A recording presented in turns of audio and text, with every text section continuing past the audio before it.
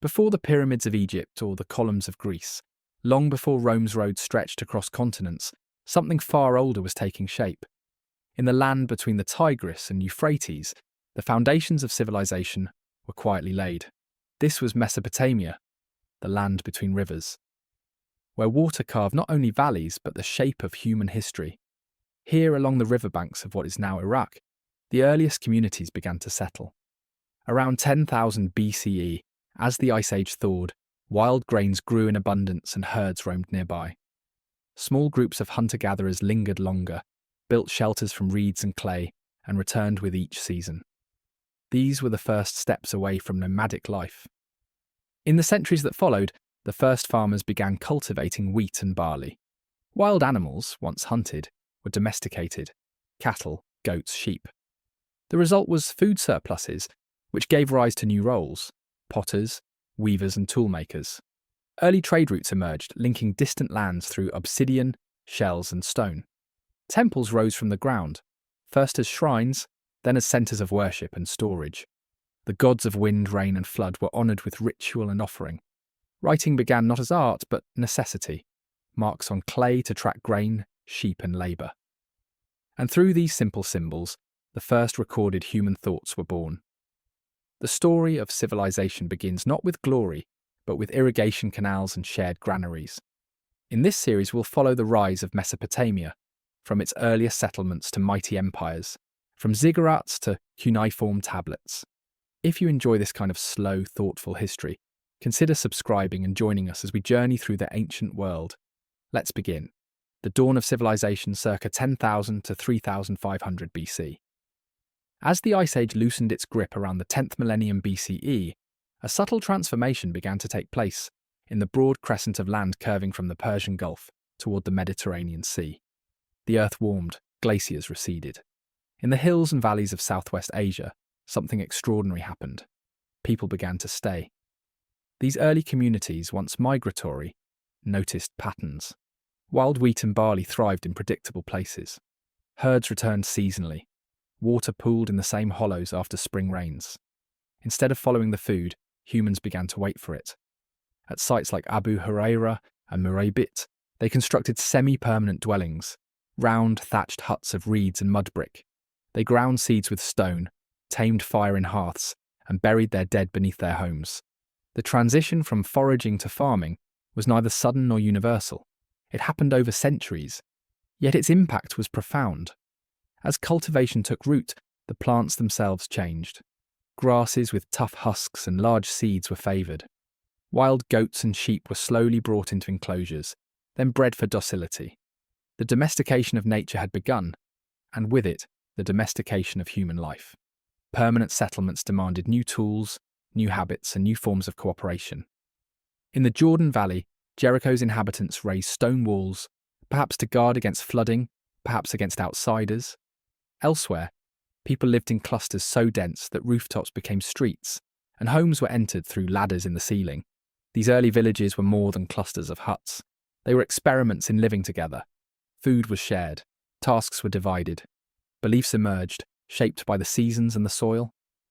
Clay figurines of women, perhaps fertility icons, were placed in homes and hearths. The earth, giver of grain, was revered. By 7000 BCE, the slow revolution spread to the lowland plains of southern Mesopotamia. Here, rainfall was scarce, but the rivers carried life. The Tigris and Euphrates, swollen with snowmelt from distant mountains, flooded the flatlands each spring. The waters deposited nutrient-rich silt, but unpredictably, sometimes too little, sometimes too much. In response, early farmers began to dig. They channeled the floodwaters, redirected streams, and carved canals through the soil. Irrigation was not only a technological leap, it was a social one. Coordinating water management required planning, cooperation, and leadership. It demanded calendars, rituals, and records.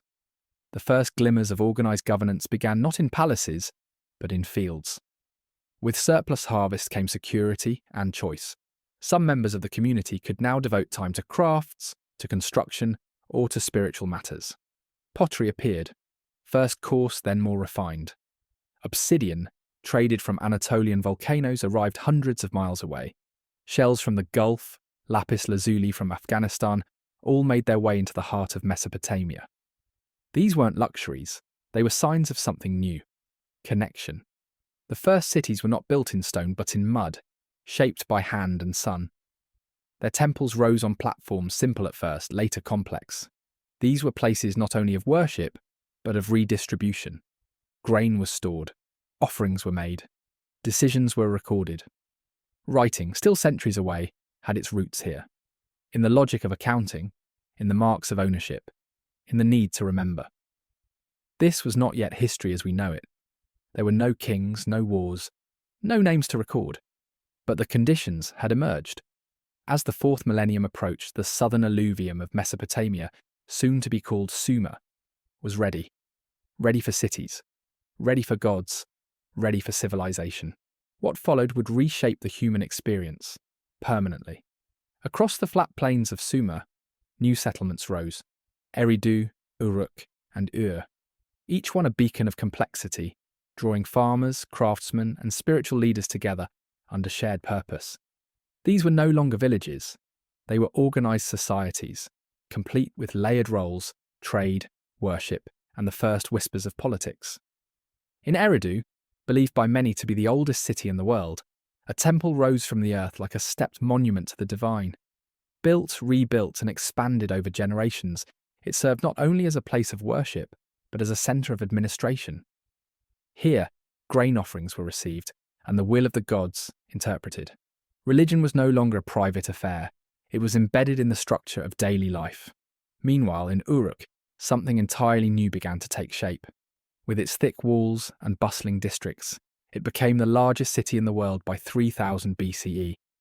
Inside its storerooms, clay tablets began to appear, covered in a series of wedge-shaped marks. These were not drawings or pictures. They were signs, systematic, repeatable, and abstract. Cuneiform was born. Humanity had begun to write. Writing changed everything. Not only could goods be tracked and stored, but myths, prayers, laws, and history could be preserved. Memory, once fragile and fleeting, found permanence in clay. The story of humanity would now be told by its own hand. The urban experiment was underway, and while many settlements would rise and fall, the blueprint had been set. Cities, temples, writing, social hierarchy, and long-distance trade, all would echo forward through millennia. The dawn had passed. The sun was rising on the world's first civilization. Yet the brilliance of these early cities was fragile.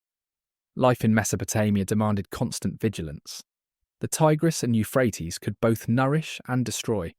Floods might wipe out entire harvests, while prolonged droughts could lead to famine. To survive, communities needed structure. Leadership emerged not through force but through necessity. Individuals who could predict floods, coordinate planting seasons, and manage irrigation gained influence.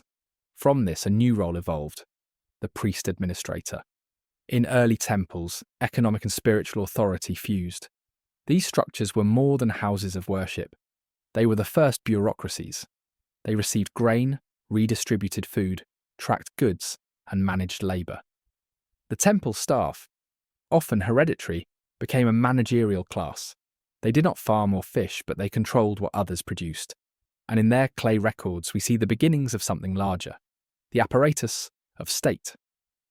By the late 4th millennium BCE, Uruk had transformed into a true urban centre. Its population surged into the tens of thousands. Districts specialised in pottery, textiles, metalwork. Artisans laboured in workshops. Merchants navigated trade routes that stretched across the Fertile Crescent. The city's ziggurat, the towering temple, loomed above mud-brick homes and narrow streets. It was a symbol of divine order and human ambition. Alongside temples, palaces began to appear. Though their early function remains debated, they suggest the rise of secular power, perhaps in tandem or in tension with religious authority. Rulers began to appear in inscriptions, sometimes as governors, sometimes as warriors. Their titles were not yet kingship, as we understand it, but the seeds had been planted. It was also during this period that monumental art took form. Stone carvings depicted rituals, processions, and offerings. Cylinder seals, miniature engraved rollers pressed into wet clay, served as signatures, securing ownership and identity. These intricate objects suggest an increasingly complex society, one where identity, property, and status were all becoming formalized. The Sumerians, as these people would later be called, did not yet possess an empire, but they had built something just as revolutionary: the infrastructure of civilization. With urban planning, record-keeping, craft specialization, and stratified society, they laid down the template upon which future cultures would build. The chapter was closing on humanity's long prelude of village life. The world's first civilization had arrived, and it was made not of stone but of clay, water, and will. Its rise was marked not by sudden conquest or explosive growth, but by the steady accumulation of knowledge. Over generations, Mesopotamian communities learned to read the land and measure the sky. The earliest calendars were born of agricultural necessity. Watching the stars, the moon, and the sun's position, they tracked seasons and floods. Time itself became structured, divided into months, years, cycles, and rituals followed its rhythm. Religion and astronomy became intertwined. The gods, once elemental and abstract, were organized into pantheons. An, the sky god, and Enlil, the stormbringer, presided over the destinies of cities and men. Temples maintained not only offerings, but records: names, quantities, dates. Knowledge was no longer oral, it lived in archives, in libraries of baked clay. Education emerged within these temples. Young scribes were trained to read and write cuneiform. They memorized long lists: animals, plants, professions, tools, creating the world's first standardized curriculum. Mathematics was applied to land division and trade, geometry to building and measurement. As numbers took shape, so did accountability. Contracts, inventories, receipts, they all became part of a written culture. This revolution in abstraction did not halt at the material. Myth flourished. Stories of gods and creation, of floods and kings, were committed to clay. The Epic of Gilgamesh, rooted in this early world, would be passed down for centuries. It preserved not only a tale, but a worldview, one shaped by floods, dreams, death, and the search for meaning. By 3500 BCE, the line between nature and society had blurred. The wild had been domesticated, the unpredictable tamed, at least partially. Rivers still flooded, empires had not yet risen. But Mesopotamia had done something no culture before it had achieved. It had created the conditions for memory, continuity, and shared identity. It had forged the first version of what we now call civilization. The chapter ends here. The world would never be the same. And yet, the seeds planted in these early days of clay and water would bloom into structures far more elaborate. In the fertile soil of cooperation and ritual, the first systems of governance continued to evolve. Decision-making, once informal and local, slowly became institutional. Councils of elders may have advised on disputes. Charismatic leaders may have risen through skill or wisdom. But with the growing complexity of urban life, rule needed to be codified. Though written law codes were still centuries away, the foundations were being laid. Concepts of ownership, restitution, debt, and hierarchy began to define human relations. The temple no longer existed solely for the gods. It now served the city. Grain collected there sustained labourers, officials, and perhaps even early forms of taxation. At the same time, a growing awareness of the divine order translated into increasingly complex spiritual systems. Deities were associated with cities. Inanna reigned in Uruk, Enki in Eridu. Each temple represented not just belief but identity. City-states began to see themselves not simply as settlements, but as chosen places protected and governed by their patron gods. Even war, so often a symbol of civilization's decline, had its origin in this world. As settlements grew and resources were contested, conflict became more organized. Defensive walls, once a rarity, became common. Spears and slings gave way to copper weapons. Victory brought not only resources, but prestige, and the earliest depictions of captives and tribute began to appear on cylinder seals and pottery. And so by the close of this chapter, around 3500 BCE, the world of Mesopotamia had changed irrevocably.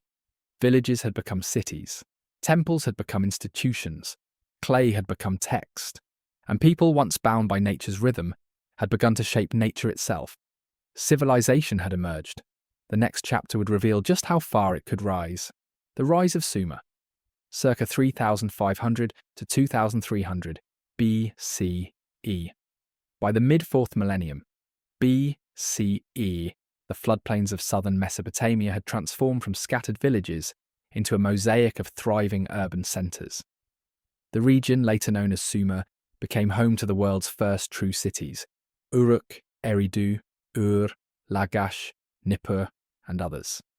These were not merely large settlements, they were complex organisms, each with its own temples, markets, workshops, and governing structures. They did not sprawl outward at random, but grew around centres of power and belief, shaped by the rivers and the gods. Uruk stood at the forefront. With an estimated population surpassing 40,000 by 3000 BCE, it may have been the largest city on Earth at the time.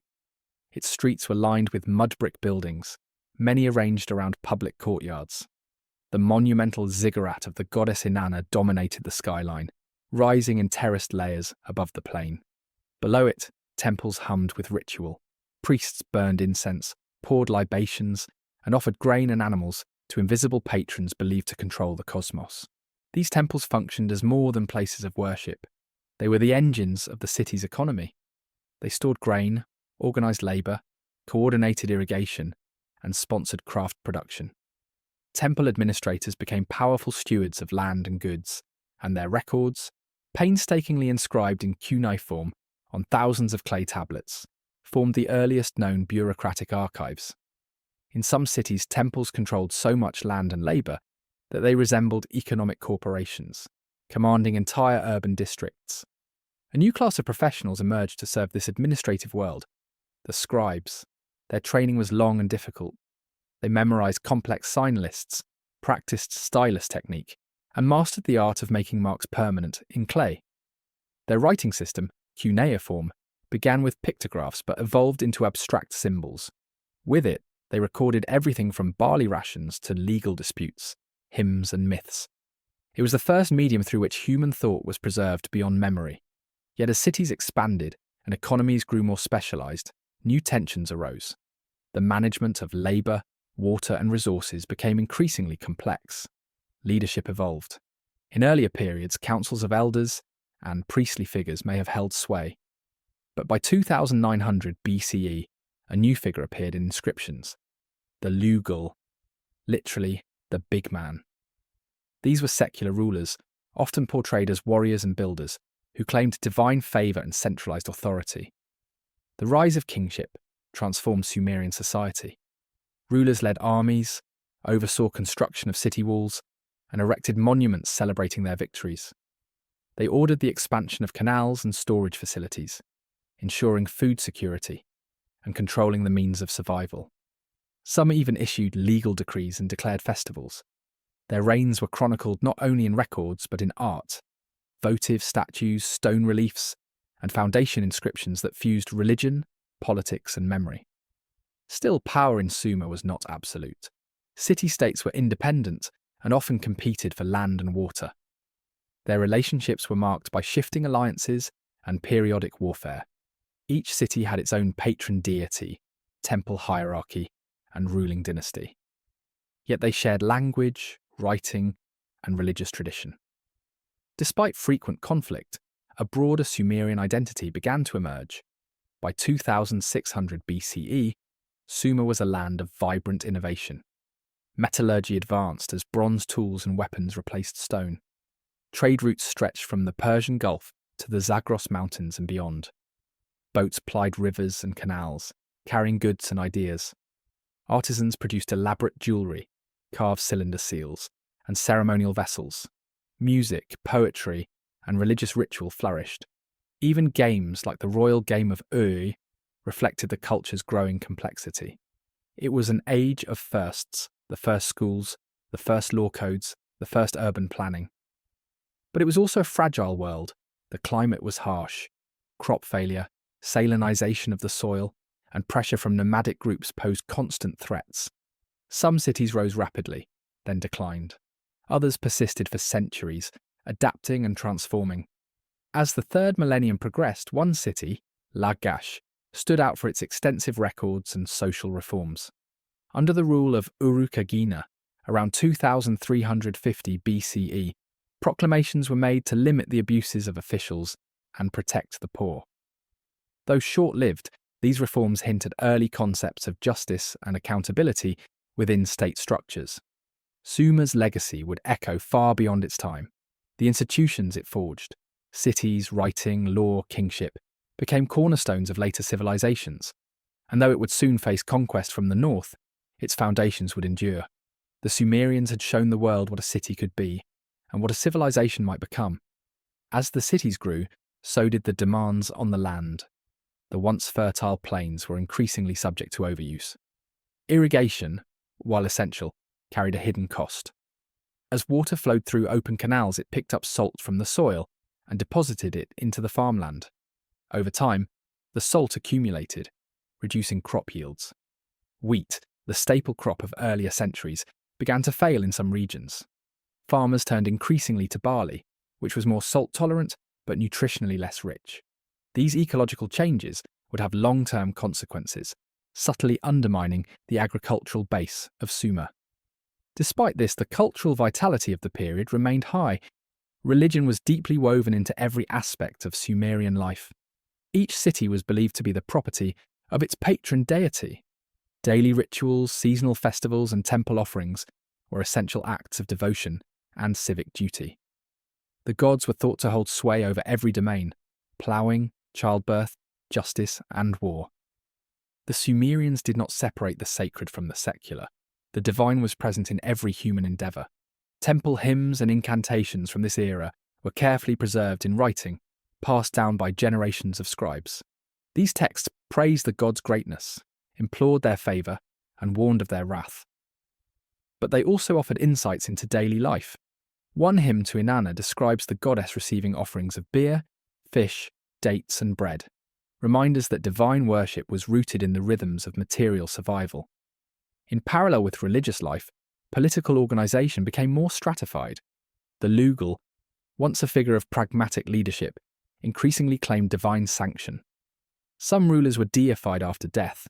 Others adopted titles that evoked cosmic authority, styling themselves as shepherds of the people or chosen agents of the gods. Palaces expanded in size and symbolism, decorated with carved panels depicting courtly scenes, military triumphs, and ritual processions. Trade continued to expand. Sumerian merchants established outposts and exchange networks reaching into the Iranian plateau, the Arabian Peninsula, and perhaps even the Indus Valley. Goods moved in both directions: copper, stone, timber, and precious gems for textiles, grain, and crafted wares. These links not only enriched Sumer, but embedded it within a larger web of Bronze Age civilizations. Language and ideas travelled alongside commodities, further shaping the cultural mosaic. It was also during this period that epic literature began to flourish. Oral traditions sung by temple singers and court poets were committed to clay. The stories of Enmerkar and Lugal Banda, kings of Uruk, told of heroic deeds, divine trials, and journeys across mythic landscapes. These tales offered both entertainment and instruction, embedding moral lessons within poetic form. They helped shape a collective identity, rooted in memory and imagination, yet all was not stability. The city-states of Sumer were frequently at odds. Territorial disputes, shifting alliances, and battles over irrigation rights often turned violent. Walls were raised not only to enclose but to defend. Fortifications became standard features of urban planning. In some inscriptions, defeated enemies were listed alongside seized livestock and destroyed canals, evidence of warfare's material and ecological toll. The cycle of prosperity and conflict defined Sumer's late 3rd millennium. It was a civilization of brilliance and burden, one that constantly negotiated with nature, the divine, and its own ambitions. And though its political unity remained elusive, its cultural legacy was taking firm root. Soon a new power would rise in the north, one that would seek to unify these divided cities. But the Sumerians had already laid the groundwork. They had mapped the possibilities and limits of human order. Archaeological discoveries from this period continue to astonish. Excavations at sites like Ur, Kish, and Nippur have revealed complex administrative quarters, multi-room houses, and burial sites of astonishing richness. In royal tombs at for example, archaeologists uncovered chariots, lyres, and precious ornaments, alongside the skeletal remains of servants, ritually slain to accompany their rulers into the afterlife. Such practices speak to a worldview where the divide between life and death, power and eternity, was porous. The visual culture of Sumer also reached new heights. Artists decorated walls with mosaics of coloured stones and shells. Statues, often with oversized eyes and clasped hands, stood in temple sanctuaries as perpetual worshippers. These figures were not portraits, but symbolic intermediaries, beings who prayed eternally in place of their human counterparts. In each carved detail, in each inscription, one sees a society attempting to bridge the human and divine. Sumerian science too began to take root. Observations of the heavens driven by both religious and practical needs led to early forms of astronomy. The movement of stars was tracked. The phases of the moon charted, and lunar calendars developed. Mathematics was used not only in trade and surveying, but to measure time. A sexagesimal system, based on units of 60, was adopted, and its influence still lingers today in how we measure hours, minutes, and angles. In medicine, Sumerians combined empirical treatment with ritual practice. Clay tablets detail prescriptions made from plants and minerals, alongside incantations meant to ward off malevolent spirits. Illness, in their view, was both a physical and spiritual event. Healing required the intervention of both the healer and the divine. Perhaps most remarkable of all was the creation of the earliest legal thought. Though Hammurabi's famous code would appear centuries later, Sumerian law was already in practice. Documents from Lagash and other cities reveal legal disputes, debt cancellations, property transfers, and even protections for the vulnerable. While uneven and shaped by status, these early laws marked an effort to formalize justice. As the era drew to a close around 2300 BCE, Sumerian civilization stood as a vast and intricate network of cities bound by shared language, faith, and memory. But outside its borders, forces were stirring. In the north, a rising power was preparing to challenge the independence of Sumer's city-states. The Akkadians, a Semitic-speaking people, under the leadership of a man named Sargon, would soon emerge from obscurity and attempt something new: empire. But that, as history would show, was not the end of the Sumerians. Their innovations, temples, writing, law, myth, and memory, would be absorbed, reshaped, and carried forward. They had lit the first flame, and even as the winds of conquest approached, that flame would continue to burn. The Akkadian Empire circa 2334 to 2154 BC, to the north of Sumer, in the land of Akkad, a new power stirred. While the Sumerians had laid the groundwork of civilization, the Akkadians would take its tools, writing, urban governance, religion, and forge something new, the first known empire in human history. It was not built gradually, but rather emerged with astonishing speed under a single man whose name would echo for millennia: Sargon of Akkad. Sargon's origins remain cloaked in legend. Later texts describe him as cupbearer to the king of Kish, a trusted servant who seized power through cunning and strength. One story claims he was placed in a basket and set adrift on a river, saved by divine providence, an origin myth that echoes across cultures. Whatever the truth, by around 2334 BCE, Sargon had consolidated control of Akkad and turned his attention southward. The Sumerian city-states had long been divided. Though culturally linked, they were politically fragmented, prone to rivalry and conflict. Sargon exploited this disunity. Through a series of military campaigns, he conquered city after city, Uruk, Lagash, until he had brought nearly all of Sumer under his rule. His conquest did not stop there. He pushed westward toward the Mediterranean, north into the mountains, and east into Elam. What emerged was unprecedented. For the first time, a single ruler held sway over a vast and diverse territory, stretching from the Persian Gulf to what is now Syria. To administer this domain, Sargon installed loyal governors, often family members, and built a standing army, the first of its kind. This military innovation allowed for both conquest and control, ensuring that rebellious cities could be subdued quickly. To unify his empire, Sargon adopted cuneiform, the Sumerian script, for use in Akkadian, his own Semitic language. This decision had profound consequences. It created a shared bureaucratic system that could bridge linguistic and cultural divides. Scribes trained in Sumerian methods adapted them to Akkadian speech, resulting in one of the most important moments in the history of writing: the fusion of language and administration across an empire. Temples remained central to governance. Sargon portrayed himself as chosen by the gods, particularly Ishtar, Inanna, the goddess of war and love. Religious festivals were used to legitimize power, and offerings continued in the ancient tradition. But now divine favor was tied to imperial order. The king was no longer just a servant of the gods, he was their representative on earth.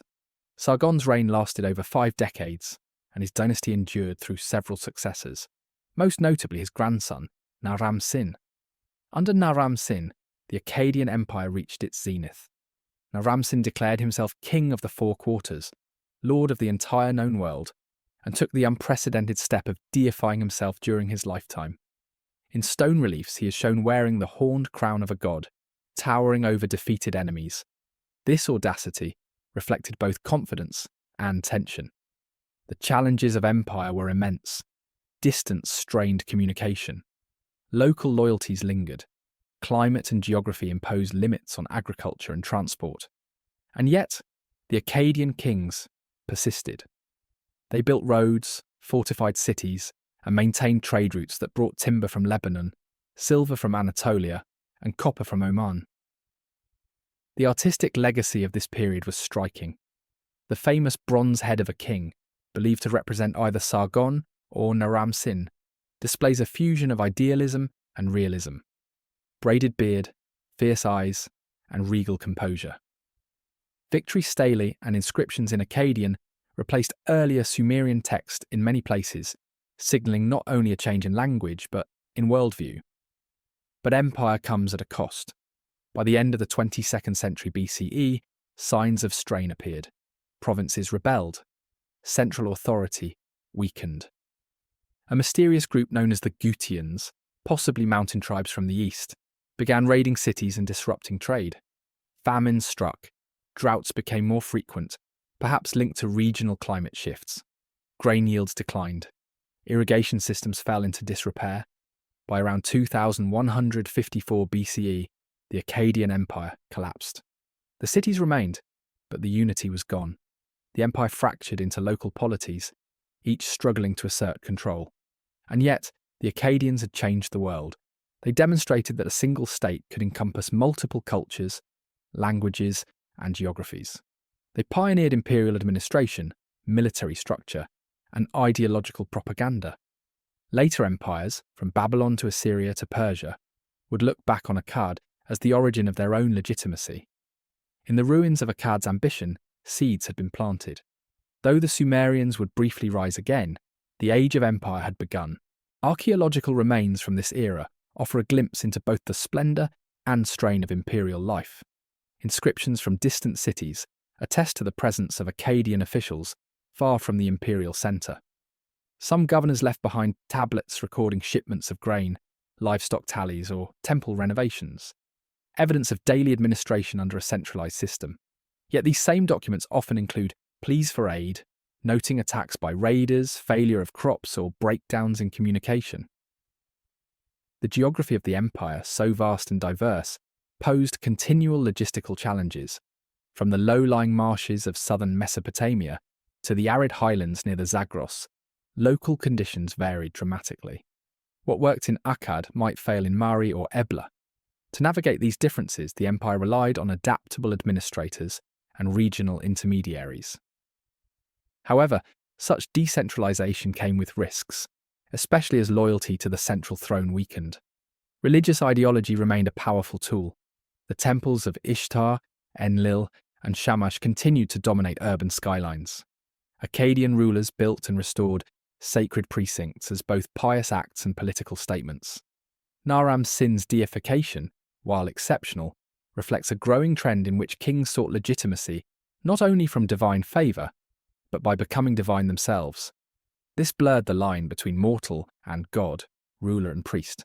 Such shifts had cultural consequences. Art began to reflect imperial themes: military triumph, cosmic order, and divine kingship. Relief carvings portrayed not just battles, but orderly processions of tribute bearers and scenes of celestial harmony. Architecture favoured symmetry, scale, and symbolic alignment with heavenly bodies. Even the language of inscriptions grew more formalised, emphasising the ruler's universal dominion. Yet for all their reach, the Akkadians left behind a legacy marked as much by collapse as by creation. The fall of the empire ushered in a period of disruption. The Gutians, once a peripheral threat, occupied key cities and disrupted trade. Urban life contracted. Some settlements were abandoned, others shrank dramatically. Temple activity diminished. Literacy declined. For generations, the memory of Akkadian grandeur was preserved in fragmented records and fading monuments. Still, the idea of empire persisted.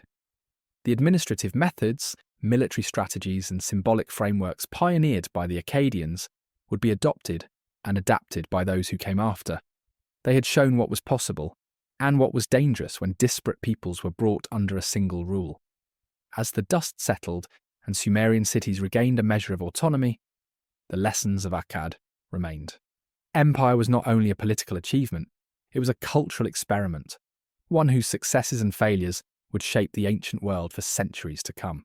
Some Akkadian innovations became embedded so deeply into Mesopotamian life that later generations took them for granted. The concept of a unified state governed by a single monarch became an aspiration for those who followed. Even as the political landscape fractured, the administrative templates remained in use.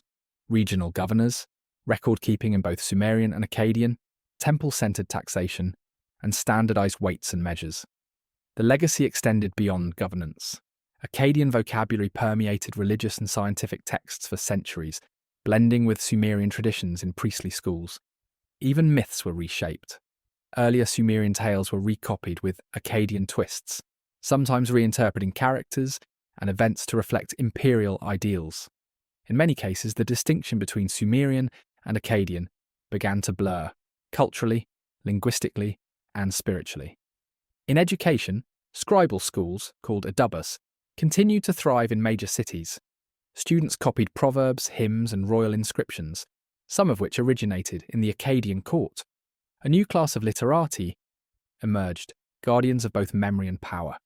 These scribes preserved knowledge through periods of instability, transmitting the ideals of kingship, justice, and piety across generations. Even the natural world bore traces of the empire. Extensive canal networks, first expanded under Akkadian kings, remained vital for agriculture and trade. Many were repaired and reused by successive dynasties. Ruined temples were restored on the foundations laid centuries earlier. Cities like Nippur and Kish retained their religious and symbolic importance, even if their political power waned. When later rulers, Babylonian, Assyrian, and beyond, claimed divine favour and dominion over many lands, they often cited Akkad as precedent. Sargon and Naram-Sin became figures of legend, idealised as model kings. Their accomplishments were remembered not only in stone, but in ideology. The Akkadian Empire had ended, but its shadow stretched far into the future. The world had changed. And though the name of Akkad would fade from maps, its vision of unity through power, of civilization bound by roads, language, and law, endured. In the wake of Akkad's fall, traces of its former reach could still be seen in the diplomatic practices of successor states. Treaties and letters began to adopt formalized structures, first seen under Akkadian rule. The notion that rulers from distant lands might correspond through intermediaries or inscribed tablets took root. Akkad had not only expanded the idea of kingship, but internationalized it. Echoes of Akkadian culture persisted in ritual texts, ceremonial architecture, and even urban layout. Temples continued to be organized around axial symmetry and elevated platforms, ideas that had become embedded during the imperial period. Streets and storage complexes followed grid-like patterns, suggesting a memory of centralized planning. Even as new dynasties rose, they often constructed their capitals upon the ruins of Akkadian administrative centers, drawing legitimacy from the past. The empire's linguistic influence also remained significant. Akkadian, once confined to a northern Mesopotamian dialect, had become the lingua franca of the ancient Near East. For centuries it would be used in diplomacy, religion, and science. Its cuneiform script adapted to new languages, and scribes continued to train in Akkadian even after its spoken use declined. And so, in the embers of collapse, a blueprint endured. The Akkadian Empire had not simply ruled, it had imagined a new kind of political order, one grounded in infrastructure, communication, sacred kingship, and ideological unity. Later civilizations would inherit its tools and grapple with its paradoxes. They would remember not only the power of Sargon and the pride of Nar-Ramsin, but the fragile balance required to hold such a world together. The Neo-Sumerian revival, circa 2112 to 2004 BC, the collapse of the Akkadian Empire left Mesopotamia fractured and vulnerable. For decades, the once unified region suffered under the disarray of Gutian incursions, environmental hardship, and political fragmentation. Cities that had once flourished under centralized rule fell into decline. Trade routes dissolved. Irrigation networks deteriorated. Writing, administration, and monumental construction slowed or ceased altogether.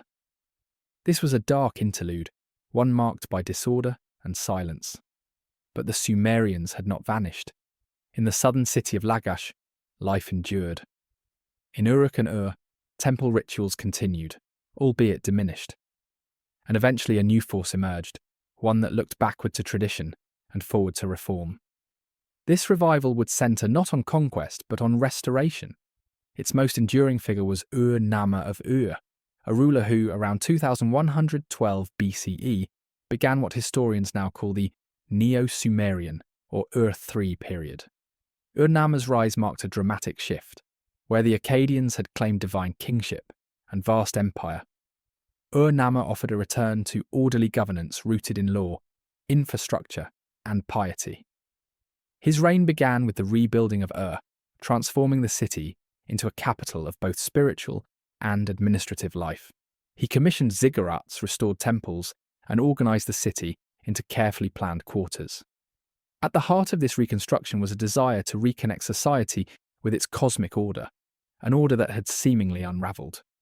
One of Ur-Nama's most remarkable achievements was his legal code, predating Hammurabi's by centuries. Though only fragments survive, it reveals a vision of justice that sought to regulate contracts, protect property, and limit the abuses of power. Unlike earlier edicts issued on behalf of kings or gods, Ur-Nama's laws were public, accessible, and inscribed for all to see. They emphasized fairness, proportional punishment, and social stability. His successor, Shulgi, expanded on this foundation with extraordinary vigour.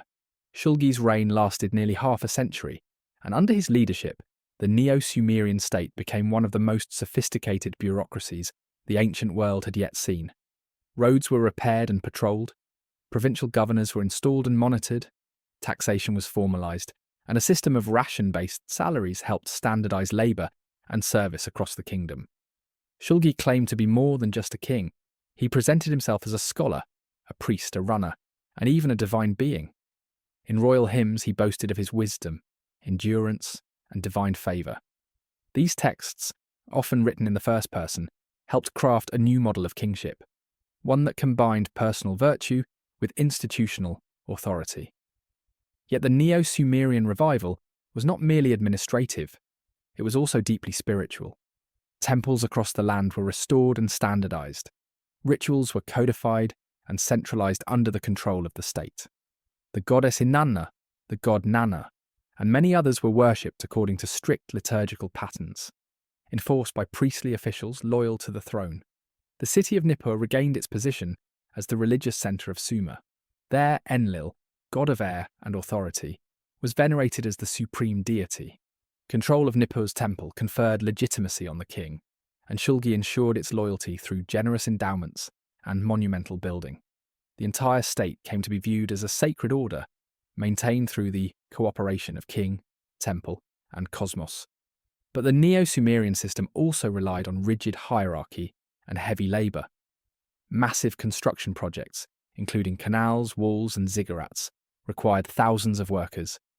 Many of these were corvée labourers, peasants conscripted for state service. Detailed administrative tablets record rations distributed to labour crews, revealing both the complexity and the burden of central planning. Despite these demands, the period witnessed a cultural flowering. Literature, mathematics, astronomy, and law all advanced, scribes trained in large institutions copied and composed hymns, myths, and epics.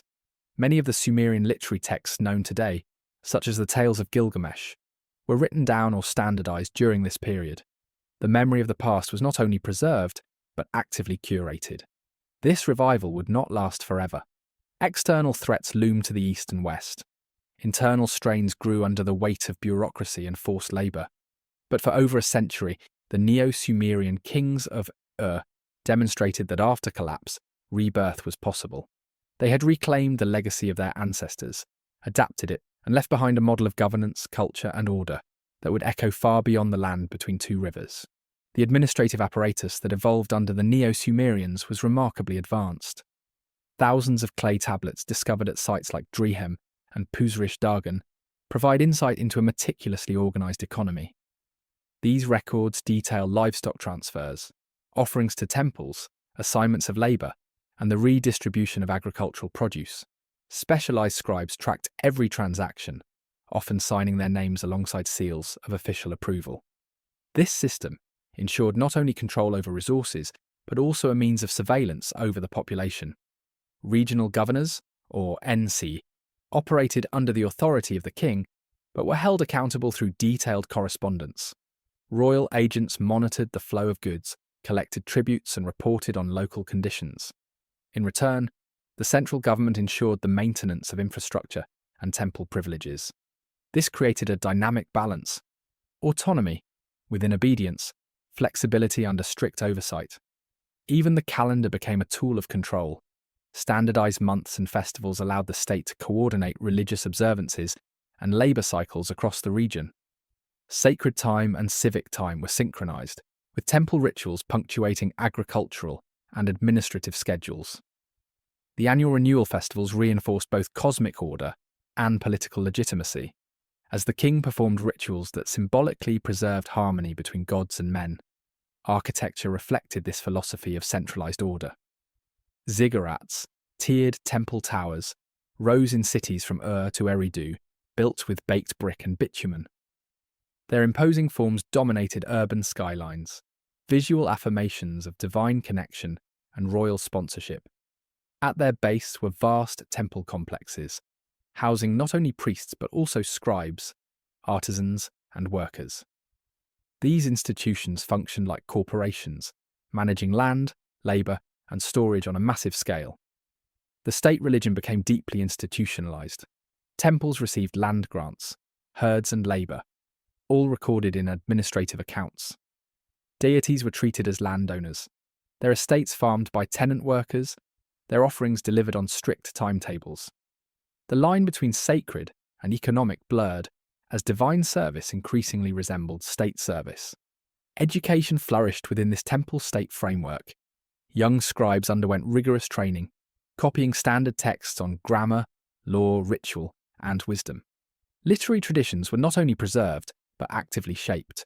The Sumerian king list, a chronicle of rulers both mythical and historical, likely took form during this era, an effort to impose coherence on the turbulent past and position the Neo-Sumerian kings as rightful heirs to a divine lineage.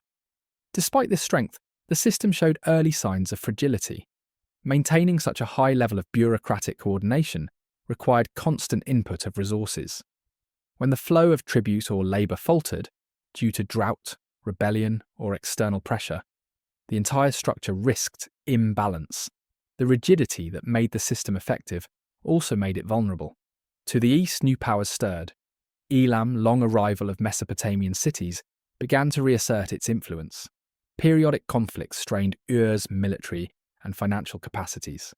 To the northwest, migrating Amorite groups tested the kingdom's borders. The Neo-Sumerian kings responded with fortification and diplomacy, but the threats continued to mount. And yet, amid these tensions, cultural brilliance endured. Poetry, hymns, and philosophical texts reached new heights. Temples served not only as spiritual centres, but also as archives of collective memory. The voices of kings, priests, and scribes, etched into clay, sought to transcend time, to preserve the achievements of an age that had rebuilt civilization from its ruins. But no revival is permanent. By the final years of the 21st century BCE, the Neo-Sumerian state began to unravel. Successors to Shulgi faced growing unrest. Revolts flared in outlying provinces. The burden of corvée labour and taxation bred resentment among rural populations. And as external threats intensified, the carefully maintained administrative machine began to seize. The most devastating blow came from the east.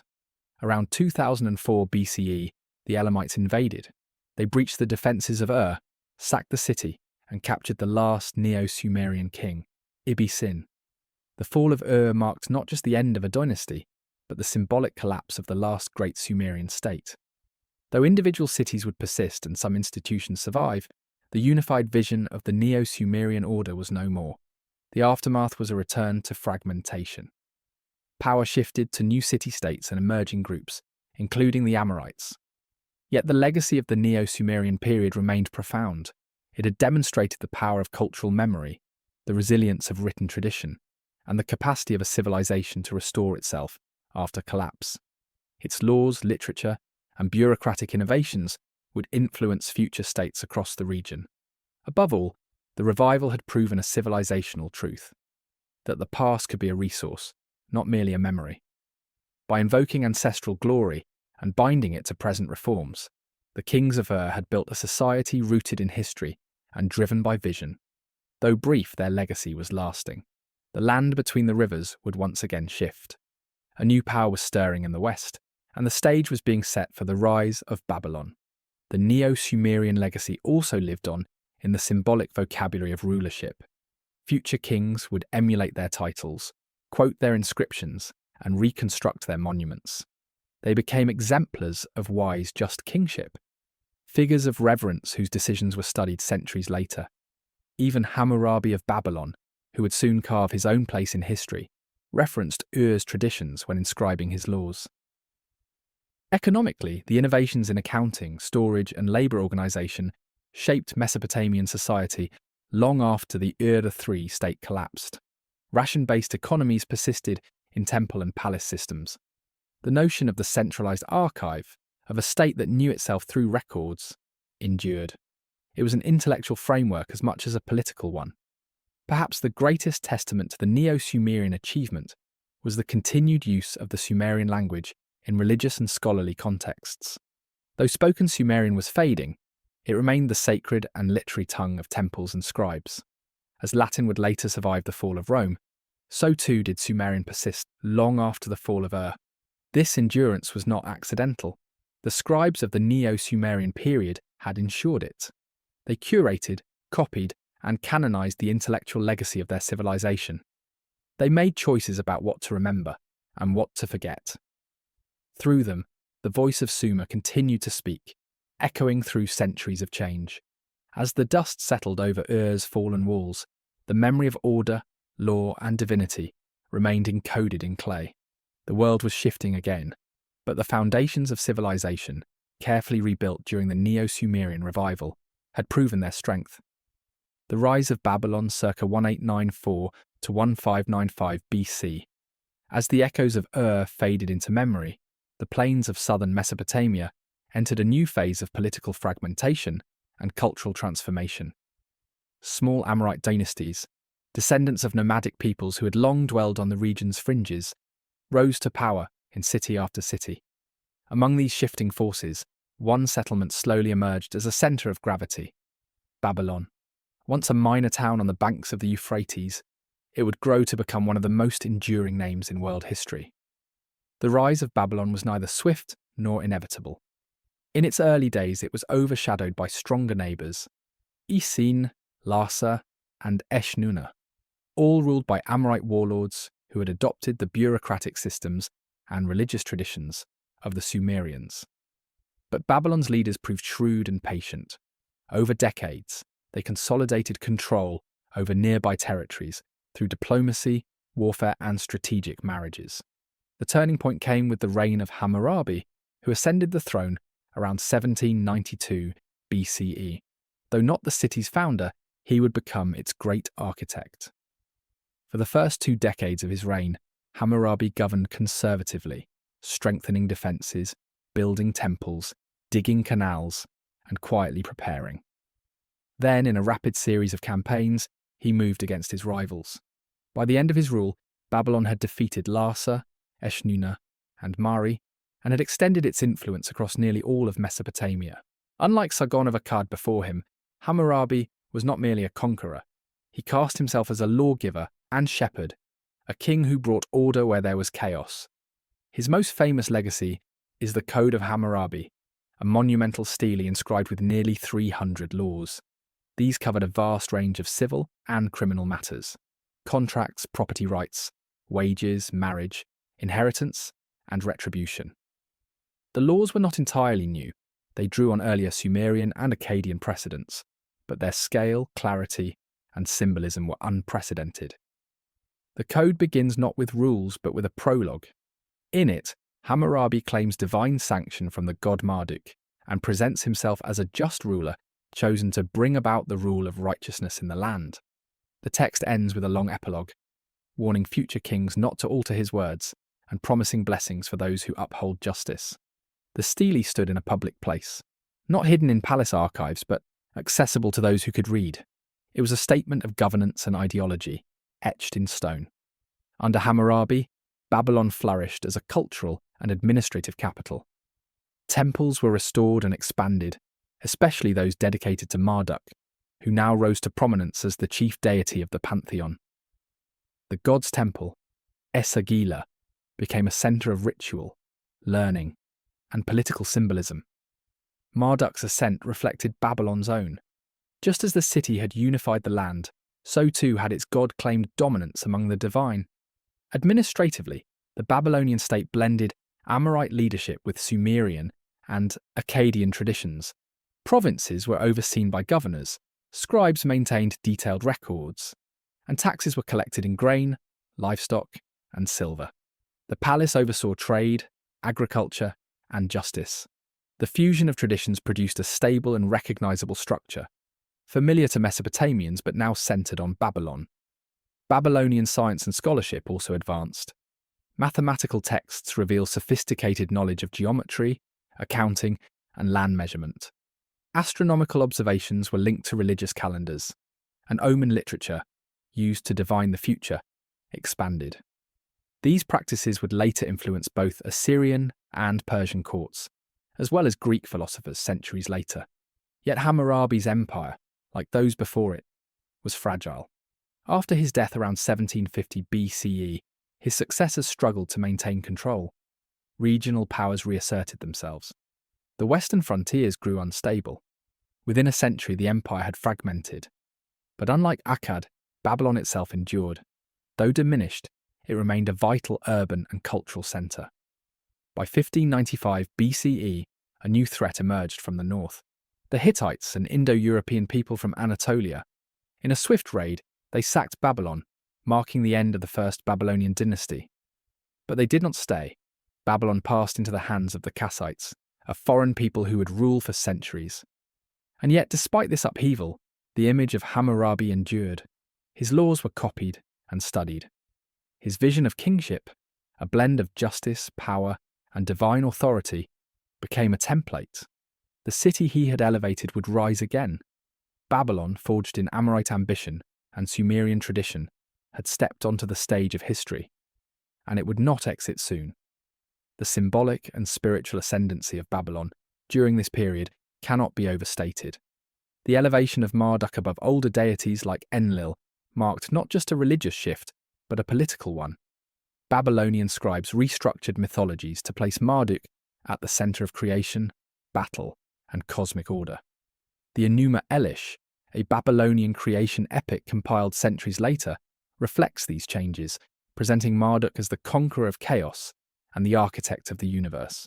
Though the text postdates Hammurabi, its ideological seeds were sown during his reign. Babylon's urban infrastructure also expanded during this time. Excavations reveal careful city planning, with wide streets, canal systems, and complex drainage.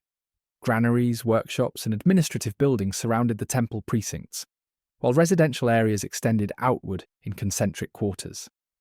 These districts were often organised by profession: merchants, metalworkers, brewers, each tied to the economic machinery of the palace and temple. the city's cosmopolitan population added to its vitality.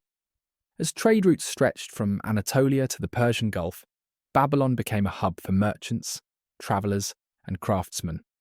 Foreign gods found small shrines in the city, and contracts inscribed in cuneiform record transactions between parties from distant lands.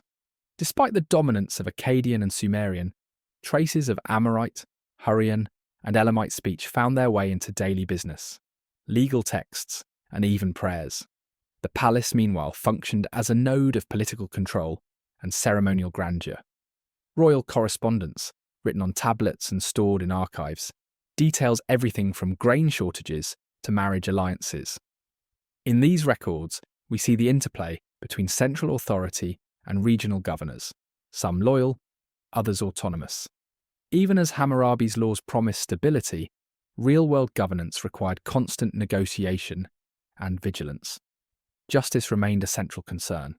While Hammurabi's stele was largely symbolic, similar legal traditions were enforced through temple courts and provincial administrators. Judges were appointed to resolve disputes, and scribes recorded proceedings with striking detail. Penalties varied by class and status, revealing a tiered society. But the concept of a codified legal process, accessible and public, was a Babylonian innovation with deep resonance. Religious festivals unified the city across these divisions.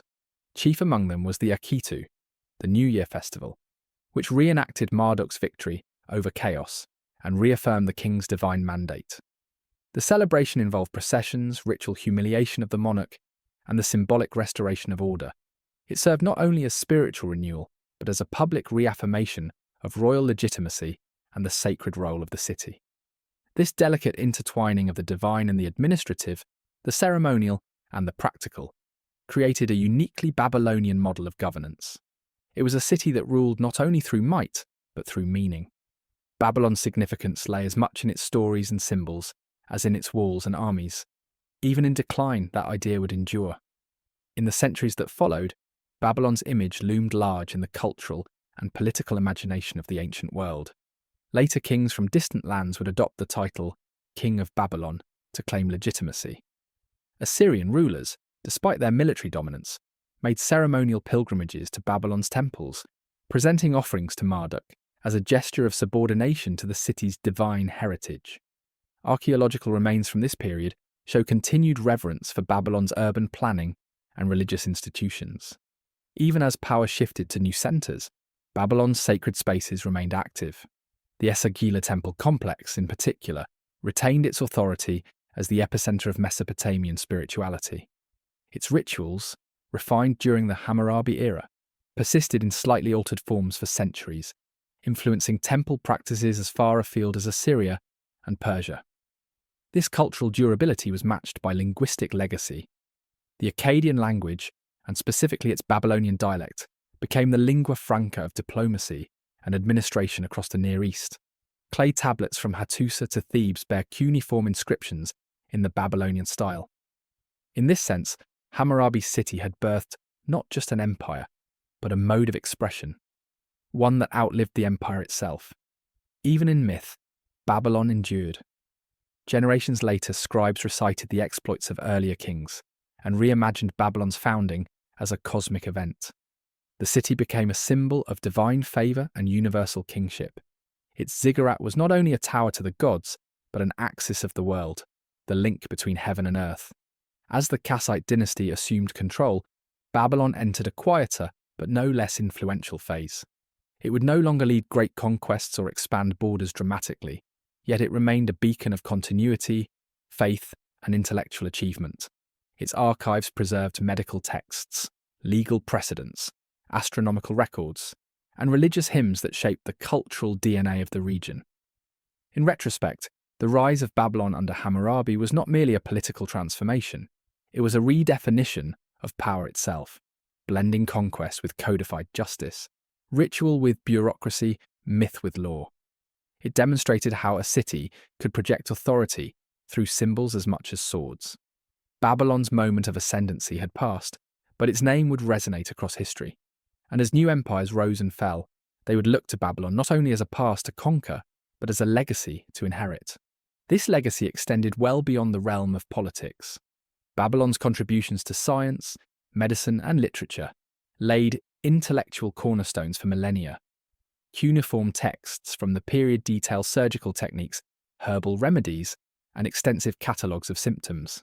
In literature, hymns and epics celebrated divine order and the heroism of ancient kings, preserving a sense of identity across generations.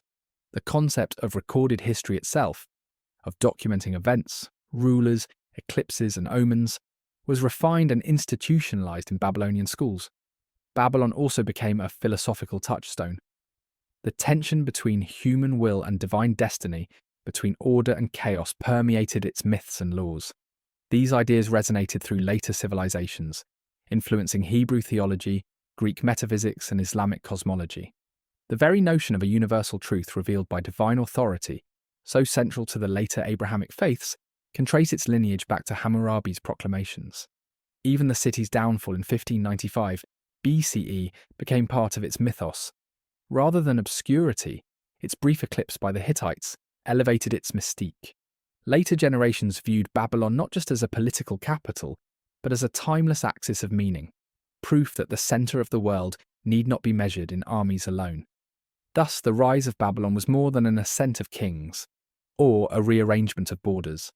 It marked the emergence of a new archetype, the sacred metropolis, a place where law, divinity, language, and knowledge coalesced into enduring memory. The Babylon of Hammurabi's era would be rebuilt, reimagined, and revered again and again. But it was in this first great flowering that its soul was forged, and though the names would change, and new empires would rise, every temple stone and royal edict echoed a single truth. Babylon was no longer merely a city, it was an idea. Kassite rule and regional powers circa 1595 to 1155 BCE. When the Hittites sacked Babylon around 1595 BCE, their raid was swift and decisive, but curiously brief. They came not to occupy, but to plunder and withdraw. In the power vacuum that followed, a little-known people from the Zagros Mountains stepped into history. The Kassites. Speaking a language unrelated to Sumerian or Akkadian, the Kassites had previously been mercenaries, tribal allies, and occasional raiders. Now for the first time they became kings. The Kassite takeover of Babylon marked a shift, not of violent conquest, but of careful consolidation. Unlike many foreign rulers before them, the Kassites embraced Babylonian culture instead of erasing it. They adopted Akkadian as the language of state, preserved temple traditions, and continued venerating Marduk as the supreme god. By aligning themselves with the symbols and systems of Babylonian legitimacy, they maintained stability, and remarkably, extended their rule for nearly 4 centuries. In many ways, the Kassite era was one of restoration rather than innovation. They rebuilt what had been damaged in the Hittite raid and re-established the bureaucratic machinery of the state. Babylon became again a centre of administration, religion, and commerce. The Kassite kings styled themselves as shepherds of the people, guardians of the temples, and heirs to Hammurabi's ideals. Their inscriptions, though less numerous and grandiose than earlier dynasties, reflect a concern for justice, irrigation, and divine favour. A hallmark of Kassite rule was its surprising longevity. Few dynasties in Mesopotamian history lasted as long. Part of this endurance stemmed from their flexible diplomacy. Rather than expand through warfare, the Kassites engaged in marriage alliances and gift exchanges with Egypt, the Hittites, and the Mitanni. Clay tablets discovered at El Amarna in Egypt include correspondence between Kassite kings and pharaohs, discussing gold, horses, and daughters, all in the formal language of international diplomacy. Babylon during this time became part of a wider system of great powers. The Late Bronze Age was an age of empires, but also of letters. Rulers across the Near East addressed each other as brothers, exchanged lavish gifts, and negotiated treaties through scribes and emissaries. Babylon's inclusion in this circle affirmed its continued prestige, even if its military power had waned. Domestically, the Kassites introduced administrative reforms that improved agricultural management. Land grants, often to loyal soldiers, priests, or officials, were recorded on distinctive boundary stones called kuduru. These carved steles listed the dimensions of land, its owners, and the gods invoked to protect the grant. Some included elaborate symbolic art, divine emblems, curses for violators, and even astronomical symbols. Kuduru stones provide historians with rare glimpses into landholding, taxation, and rural life. Religiously, the Kassites built new temples and restored old ones. They maintained the Great Ziggurat of Babylon, Etemenanki, and expanded sanctuaries across the land. New deities from the Kassite homeland, such as Shukamuna and Shumalia, were integrated into the Mesopotamian pantheon, though Marduk retained primacy. This blend of tradition and novelty helped to legitimize their foreign rule. Culturally, the period saw a continuation rather than a rupture.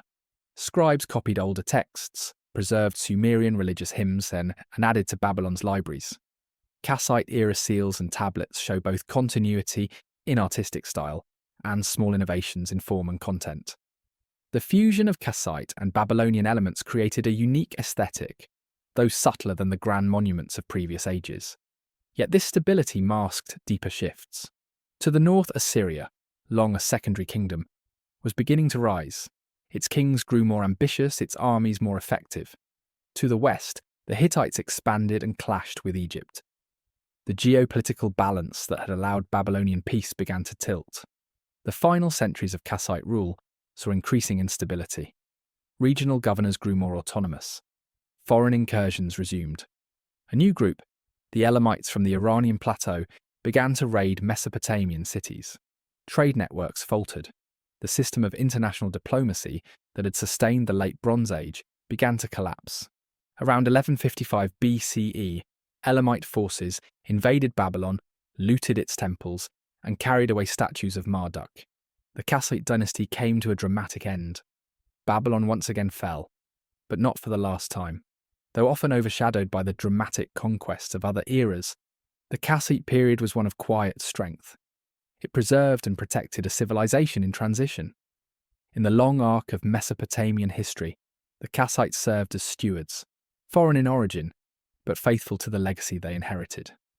And as new powers rose from the dust, they did so atop foundations laid by Kassite hands. Despite the calm that defined much of their rule, the Kassites were not isolated from the tides of change. The wider Late Bronze Age world was entering a period of turbulence, and even Babylon's careful diplomacy could not keep chaos indefinitely at bay. Natural disasters, droughts, shifting river courses, and earthquakes put pressure on agrarian economies. In Kassite Babylonia, the extensive canal networks required constant maintenance. Failure to do so meant famine. Some tablets from this period describe disputes over irrigation water, reflecting growing stress on resources. Social unrest was another challenge. Though the Kassite kings ruled for centuries, they did so over a diverse population: urban Akkadians, rural Sumerians, and tribal Amorites. Regionalism persisted. In cities like Nippur, Ur, and Sippar, local elites continued to wield influence. While Kassite kings promoted loyalty through land grants and religious patronage, tensions sometimes flared between central and regional interests. Governors grew more independent, especially in the south. Archaeological evidence suggests a subtle decline in monumentality. While temples remained active, fewer large-scale construction projects are attested after the 13th century BCE. Inscriptions became less frequent, and some older city centres show signs of neglect. The Kassites had opted for longevity over spectacle, but the absence of imposing monuments may have also signalled weakening control. The rise of Assyria to the north added pressure. Assyrian kings like Ashur-uballit I began to challenge Babylonian claims to prestige and territory. In one famous episode, the Assyrians installed a puppet king in Babylon, breaking centuries of Kassite rule. Though the Kassites recovered control for a time, the precedent had been set. From then on, Babylon would be increasingly drawn into Assyria's orbit. Culturally, however, the Kassite legacy endured. The scribal schools they patronised helped preserve the Sumerian literary canon. Epic tales like Gilgamesh, hymns to Ishtar, and instructional texts on divination and medicine were copied and taught well into the first millennium. Babylon's image as a centre of wisdom and piety was strengthened under Kassite stewardship. One intriguing Kassite contribution was their calendar reforms. Evidence suggests they refined lunar observations to improve religious and agricultural timing. Babylonian astronomy, a tradition that would influence Greek, Persian, and Islamic science, owed much to this period of careful observation and record keeping. Even amid political decay, the Kassites nurtured knowledge. Their rule also left behind artifacts of rare beauty. Cylinder seals from the late Kassite period depict intricate mythological scenes: gods in chariots, winged beings, ritual processions. Kuduru stones grew more elaborate, sometimes incorporating more than 24 divine emblems. These were not mere documents, they were declarations of cosmological order. But in the background, external threats multiplied. The sea peoples ravaged the Mediterranean. The Hittite Empire collapsed. Egypt turned inward, and from the east Elamite ambitions sharpened. When they struck in the mid-12th century BCE, it was not as raiders but as conquerors. Babylon was looted. The statue of Marduk, physical embodiment of the city's divine authority, was seized and taken to Susa. The loss was more than symbolic. Without Marduk, kingship in Babylon could not be legitimated. The Kassites were unable to recover. Their dynasty faded, replaced by a series of short-lived rulers. Yet in their long centuries of stewardship, they had stabilized Mesopotamia after a crisis. They had preserved the core of Babylonian civilization, and as future dynasties looked back for guidance and identity, they would not forget the quiet foreigners who once ruled with steadiness, humility, and reverence. Indeed, the Kassite impact reverberated in unexpected ways long after their dynasty vanished. Later Babylonian rulers referenced Kassite practices, borrowing administrative templates, land tenure customs, and even ceremonial phrases from Kuduru inscriptions. Their influence was encoded in the very way Babylonian kingship was imagined. Scholars working in temples during subsequent centuries copied Kassite-era tablets alongside older Sumerian texts. For them, the Kassite period was not an interlude. It was part of a continuous intellectual lineage. The preservation of astronomical cycles, medical recipes, and ritual calendars all bore Kassite fingerprints. In art, the Kassite style left subtle but lasting impressions. Their preference for symbolic compression, layering many meanings into a single image, shaped later seal designs. The dense iconography of Neo-Babylonian cylinder seals and boundary markers owes a quiet debt to Kassite composition.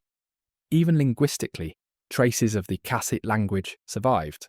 Though never dominant, it lingered in names, deities, and technical terms scattered throughout Akkadian texts. Modern researchers still puzzle over these fragments, searching for connections to other language families from the Iranian plateau.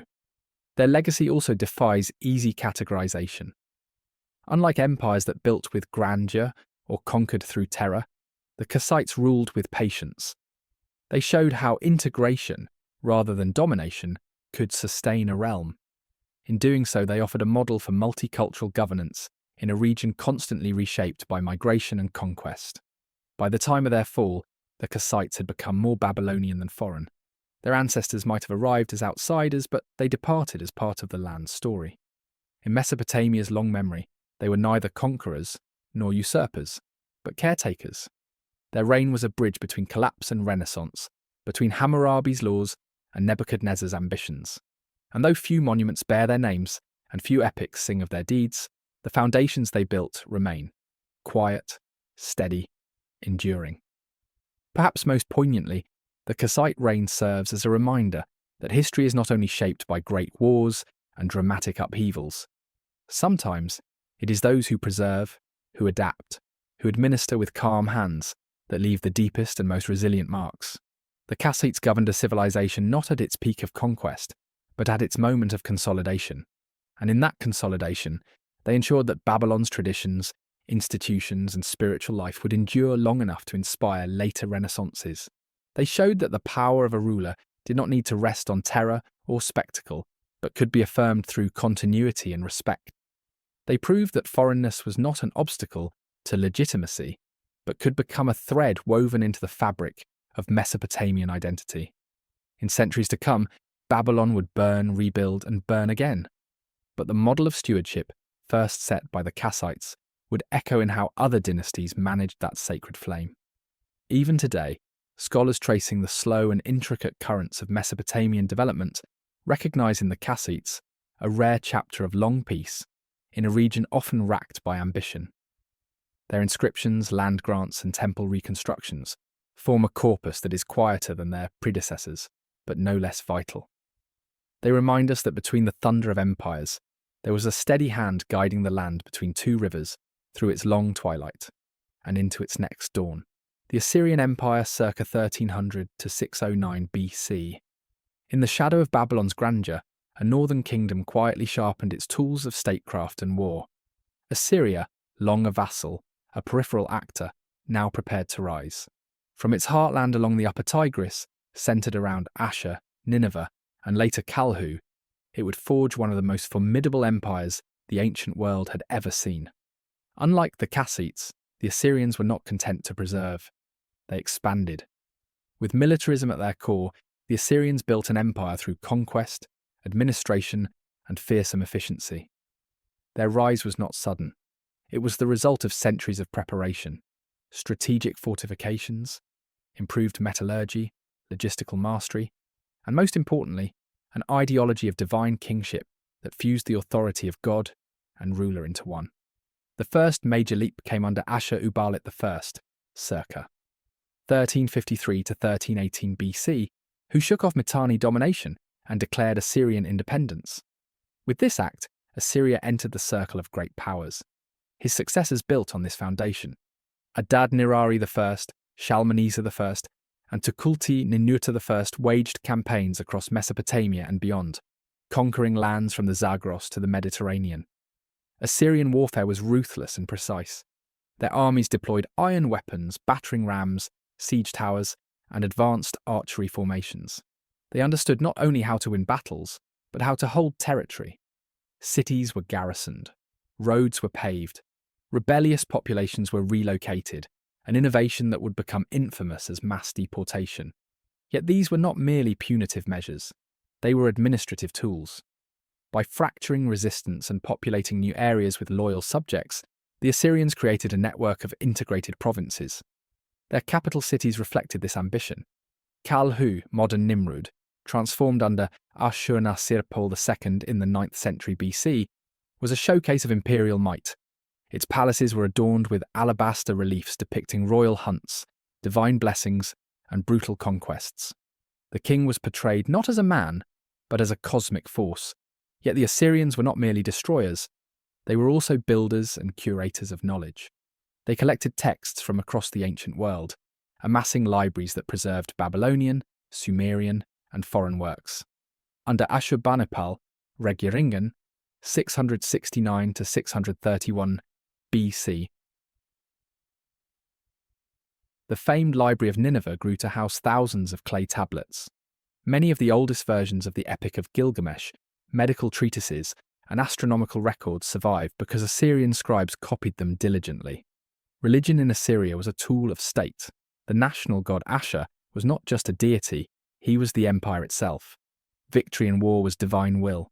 To defy the king was to blaspheme. Temples and rituals legitimized authority. Every campaign was sanctified, every rebellion framed as cosmic disorder to be crushed.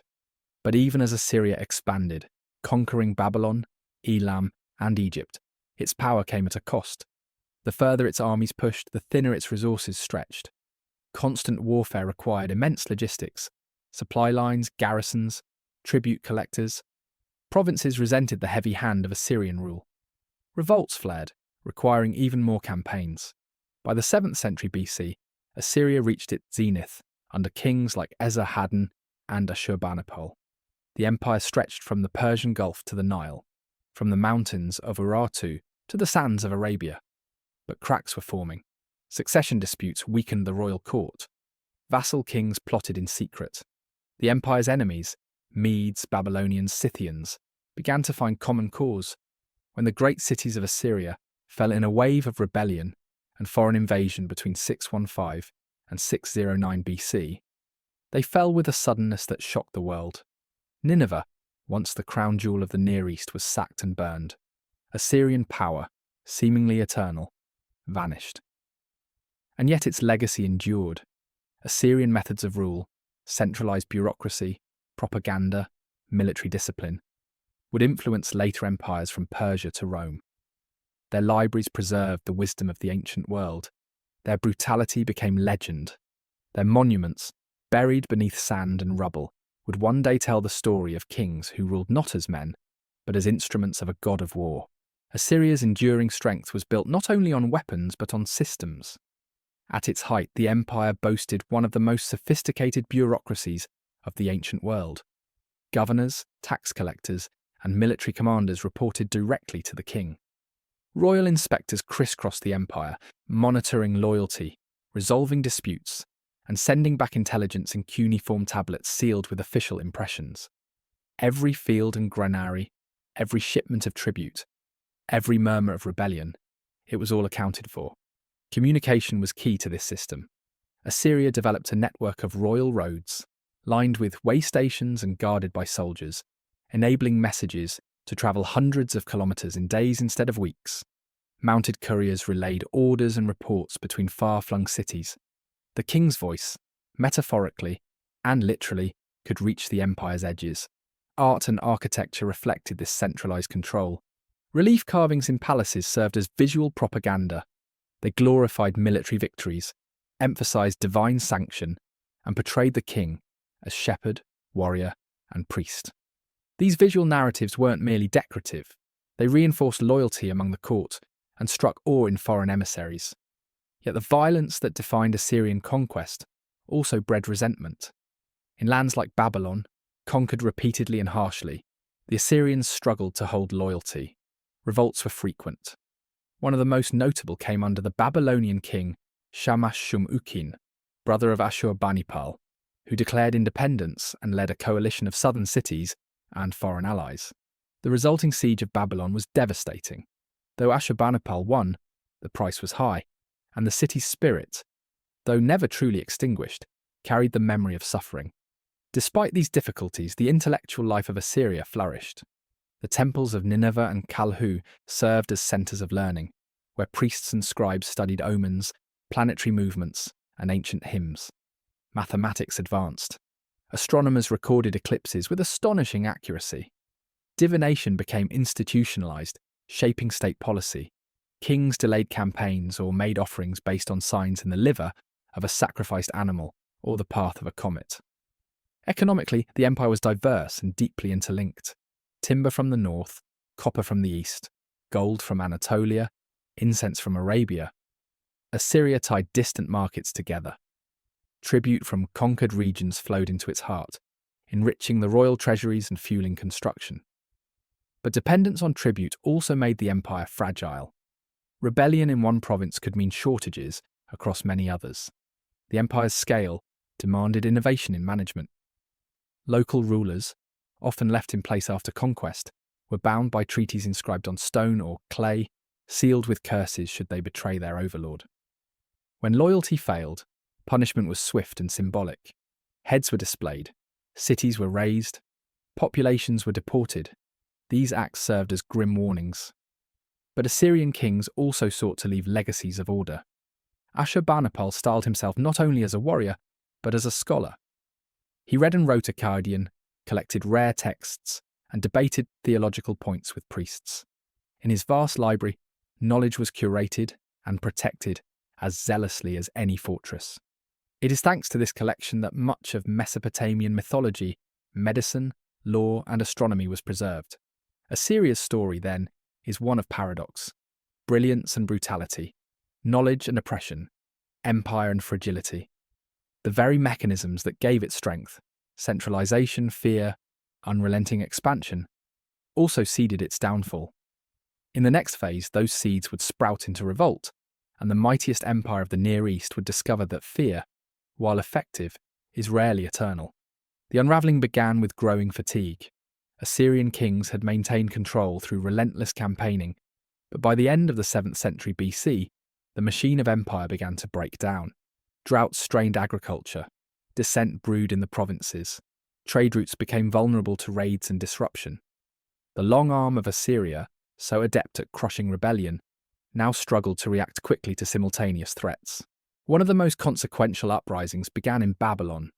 After years of Assyrian occupation and humiliation, the Babylonians found a leader in Nabopolassar, a native chieftain who capitalized on regional discontent.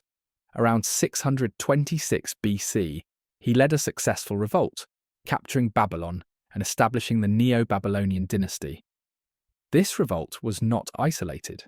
The Medes, a rising force from the Iranian plateau, allied with Nabopolassar, forming a powerful coalition dedicated to Assyria's destruction. From 616 to 609 BC, this alliance waged a brutal war of attrition. City by city, fortress by fortress, they dismantled the Assyrian military apparatus. In 612 BC, they struck the heart. Nineveh, the glittering capital, fell after a prolonged siege. The city, once a beacon of imperial might, was burned and sacked. Ashurbanipal's successors tried to hold on from Harran, but the core of the empire had collapsed. The fall of Nineveh was not merely a military defeat, it was a psychological shock. The empire that had once dominated the Near East, whose kings were feared as living gods, was gone. Assyria, which had claimed the divine mandate of Ashur, lost both its cities and its spirit. Yet even in death, Assyria cast a long shadow. Babylon adopted many of its institutions, from administrative divisions to military organization. The Medes and Persians inherited Assyrian tactics, incorporating them into their imperial strategies.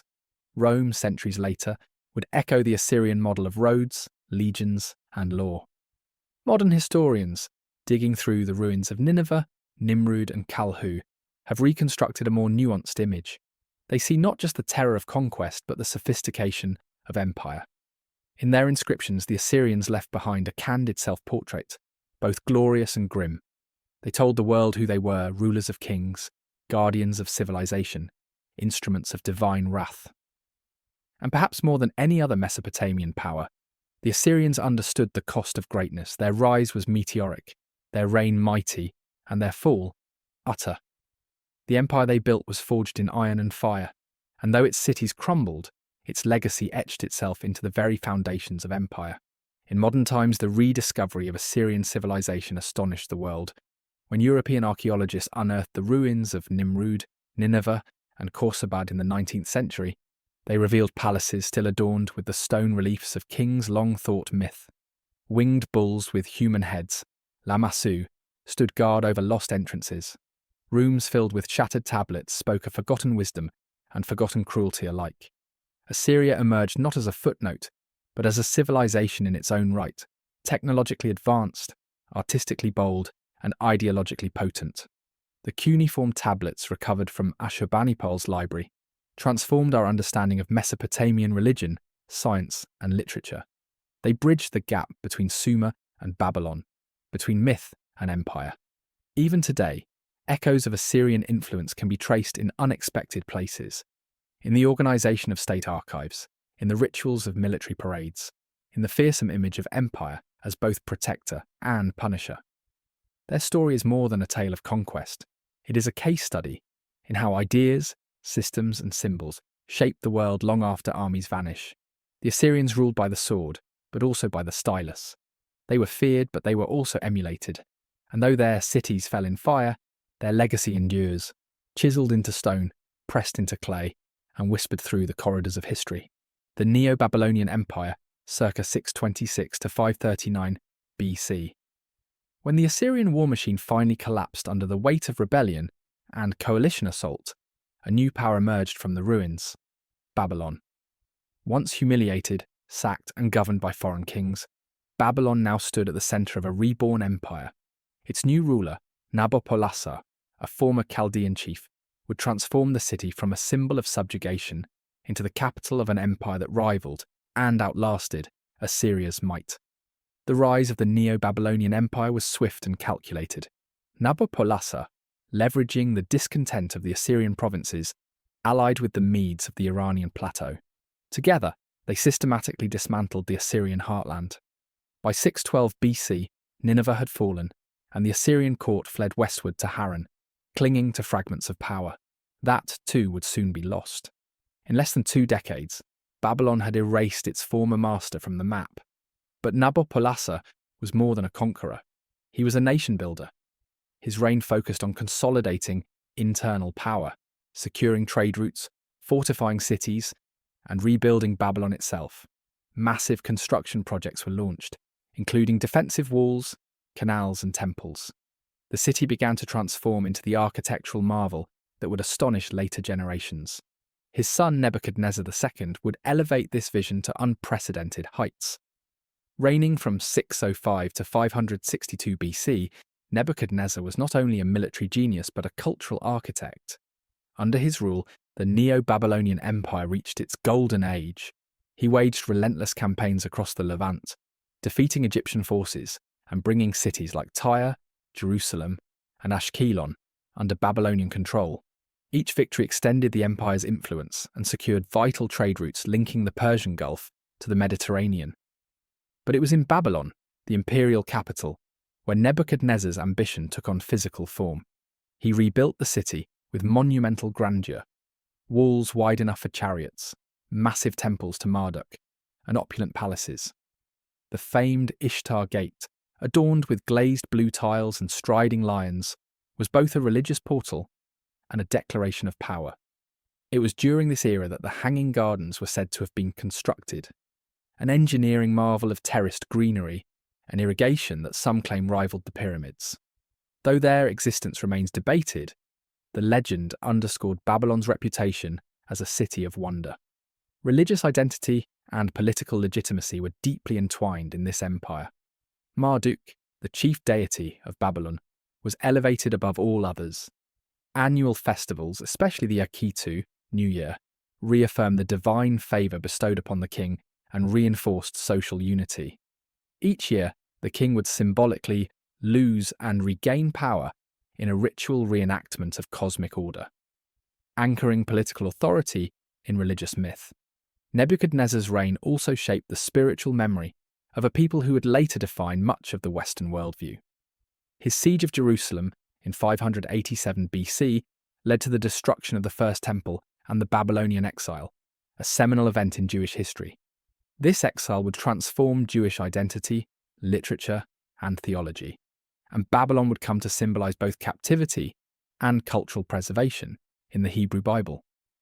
While Babylon thrived as a cultural and administrative hub, the broader empire functioned as a network of satrapies and tribute states.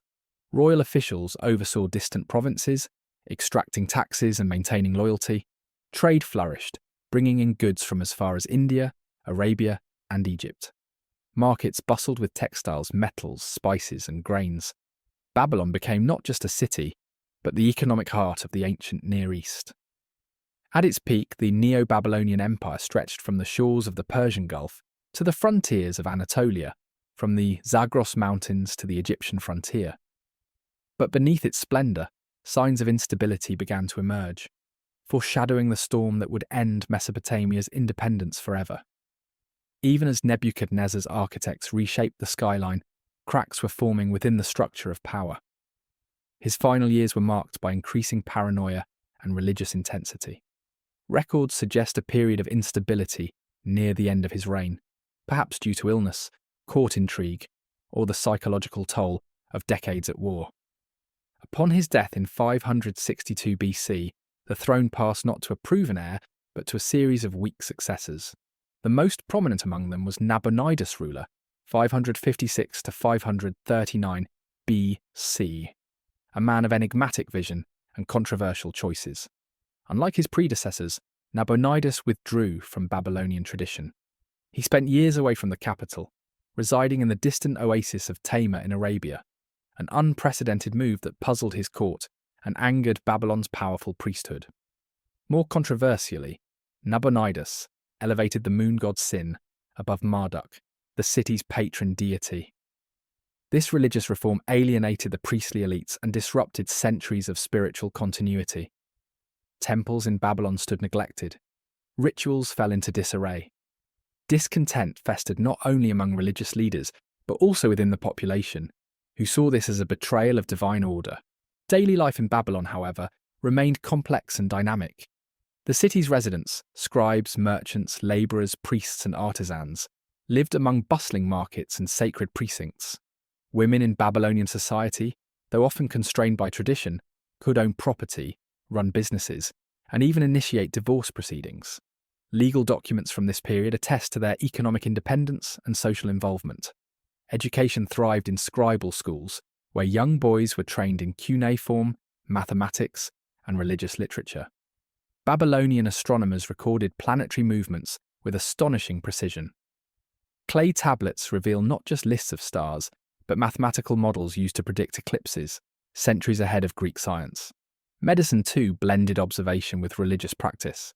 Diagnoses and treatments were catalogued alongside incantations, showing an attempt to rationalize illness while still respecting divine influence. Temples played a vital economic role. Far from being merely centers of worship, they functioned as banks, landowners, and employers. Fields owned by the temple were worked by tenant farmers. Grain was stored and redistributed. Contracts, loans, and employment records flowed through temple administrations, reinforcing the deep entwinement of the sacred and the secular. Life outside the capital reflected a similar balance of religious tradition and local administration. Provincial cities such as Borsippa and Sippa flourished with their own temple complexes and markets, serving as miniature hubs that supported the empire's economy and military logistics. These towns preserved regional customs while remaining tightly connected to the central bureaucracy of Babylon. Archaeological discoveries in these outlying regions, such as legal tablets, cylinder seals, and house remains, offer a vivid portrait of Mesopotamian life during this period. Contracts documented everything from marriages to grain shipments. Seals bore images of mythological beasts and family emblems. Brick inscriptions revealed the names of governors, merchants, and builders, once forgotten by history. The scientific legacy of Babylon during this period also resonated beyond its own time. Babylonian star charts and numerical tables were eventually studied by Greek scholars centuries later. They laid the groundwork for future understanding in fields like astronomy, timekeeping, and mathematics. Even Babylon's concept of dividing the hour into 60 minutes and the circle into 360 degrees, based on the sexagesimal system, endures to this day. Meanwhile, new forces were rising beyond the empire's borders. To the east, a coalition of Persians and Medes under the leadership of Cyrus the Great was unifying the Iranian plateau. Unlike the brutal campaigns of earlier conquerors, Cyrus offered something different: clemency, order, and a promise to respect local customs. The contrast with Babylon's internal disorder was stark. By the late 540s BC, the writing was on the wall. In 539 BC, Cyrus the Great marched on Babylon. According to both Persian inscriptions and later Babylonian accounts, the conquest was swift and largely bloodless. The city's gates were opened, perhaps by internal conspirators or sympathizers. The army entered with little resistance. Nabonidus was captured. The Babylonian Empire, after a brief century of splendor, was no more. What followed was remarkable. Cyrus did not destroy Babylon. Instead, he embraced it. He paid homage to Marduk, restored disrupted rituals, and presented himself as a liberator rather than a conqueror. The Cyrus cylinder, a clay artifact often cited as the world's first declaration of human rights, details his policy of religious tolerance and restoration. He allowed exiled peoples, including the Jews, to return to their homelands and rebuild their temples. For many, Cyrus was not a foreign invader, but a divinely appointed ruler. In Jewish scripture, he would even be called God's anointed. Under Persian rule, Babylon continued to thrive as a regional capital. Its temples remained active, its scribes kept records, its walls still glowed with imperial splendor. But it was no longer the heart of an empire. The center of power had shifted to Persepolis, to Susa, to the highlands of Iran. The Neo-Babylonian Empire then was both a culmination and a coda.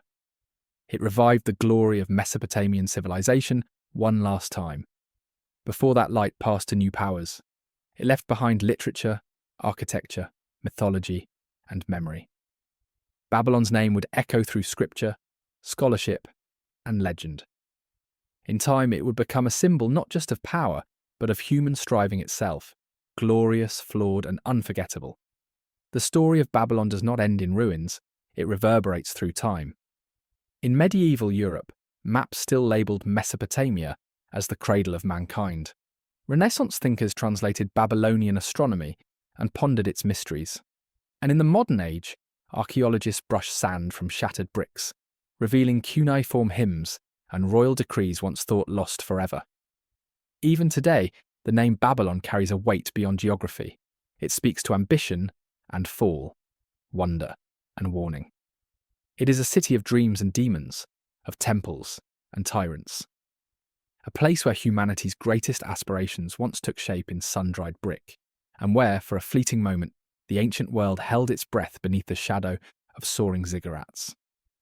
With the fall of Babylon, the last great native empire of Mesopotamia vanished, but its echoes would remain, in scripture, in science, in memory. And the two rivers that once nourished the first cities of the world would continue to flow, carrying the legacy of Babylon downstream through the long current of history. In the twilight of the 6th century BC, the ancient lands of Mesopotamia stood on the edge of transformation. The Neo-Babylonian Empire, though still resplendent in its architecture and ritual, had begun to decay from within. Political instability, unpopular religious reforms, and estrangement between ruler and people had opened cracks in the once imposing walls of Babylon. And through those cracks, a new force emerged, Persia. From the rugged highlands of the Iranian plateau, a remarkable leader was rising, Cyrus II of Anshan, known to history as Cyrus the Great. He was no mere tribal chieftain, but a visionary unifier. Under his banner, the Medes and Persians formed a potent coalition. By the mid-500s 45s BC, Cyrus had already subjugated the Median kingdom and extended his reach to Lydia in the west. Now his gaze turned to the Fertile Crescent. The world knew of Babylon's riches, its granaries overflowing, its temples glittering with gold, and its streets bustling with trade from India to the Levant. But Cyrus did not covet Babylon merely for its wealth. He understood that control of Mesopotamia meant legitimacy. The region was the spiritual and administrative heart of the ancient Near East. To rule it was to inherit not just territory, but a civilization. The final years of Babylonian independence were marked by the controversial reign of Nabonidus. His religious reforms, particularly his elevation of the moon god Sin above Marduk, had alienated the powerful priesthood of Babylon. His prolonged absence from the capital, as he sojourned in the Arabian oasis of Tamar, left the city politically rudderless. Upon his return, Babylon was a kingdom adrift, its bureaucracy fragmented, its people disillusioned. In 539 BC, Cyrus made his move. His army, disciplined and swift, advanced through the Tigris plain. Babylon's outer provinces fell quickly. The decisive moment came at the Battle of Opis north of the capital. Babylonian forces were routed. The Euphrates, once a lifeline, now became a corridor of conquest. What happened next would echo across history. According to the Babylonian Chronicle and later accounts by Herodotus and Xenophon, the Persians entered Babylon without resistance. The city gates were opened, some say by sympathizers within. There was no widespread bloodshed, no looting, no burning of temples. Babylon, the jewel of the ancient world, had surrendered not to the sword, but to strategy. Cyrus entered the city not as a destroyer, but as a redeemer. He paid homage to Marduk and allowed the continuation of rituals that had shaped Mesopotamian identity for centuries. His declaration, immortalized in the Cyrus Cylinder, proclaimed respect for local gods, the restoration of displaced peoples, and a promise of justice. This act was unprecedented in a region long accustomed to the brutal erasure of conquered cultures. For the Jewish people exiled in Babylon since the fall of Jerusalem, Cyrus's edict was nothing short of miraculous. He authorized their return to Judea and the rebuilding of the temple. In biblical texts, he is called the Lord's Anointed, a title never before granted to a foreign king. Under Persian rule, Babylon retained its importance. It became one of the four capitals of the Achaemenid Empire. The administrative systems of the Babylonians were largely preserved. Satraps governed the provinces, and taxes flowed to Persepolis. Persian kings, Darius, Xerxes, Artaxerxes, would all walk Babylon's processional way. Yet something had changed.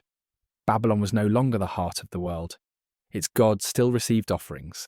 Its market still rang with haggling voices. But the aura of independence was gone. The Mesopotamian era of sovereign kings, of native empires rising from the banks of the Tigris and Euphrates, had ended. The Persian conquest was not just a military victory, It was a cultural transition. The ziggurats still stood, but new inscriptions bore cuneiform alongside Old Persian. The language of administration shifted. Elamite and Aramaic replaced Akkadian on official documents. And while temples endured, the heart of empire now beat far to the east. Yet in many ways, Cyrus honoured what he inherited. He understood the weight of tradition, the value of continuity. In doing so, he allowed Babylon to pass into the next age with dignity, not as a ruin, but as a living city. The Persian conquest had ended Mesopotamian independence, but it had preserved its soul.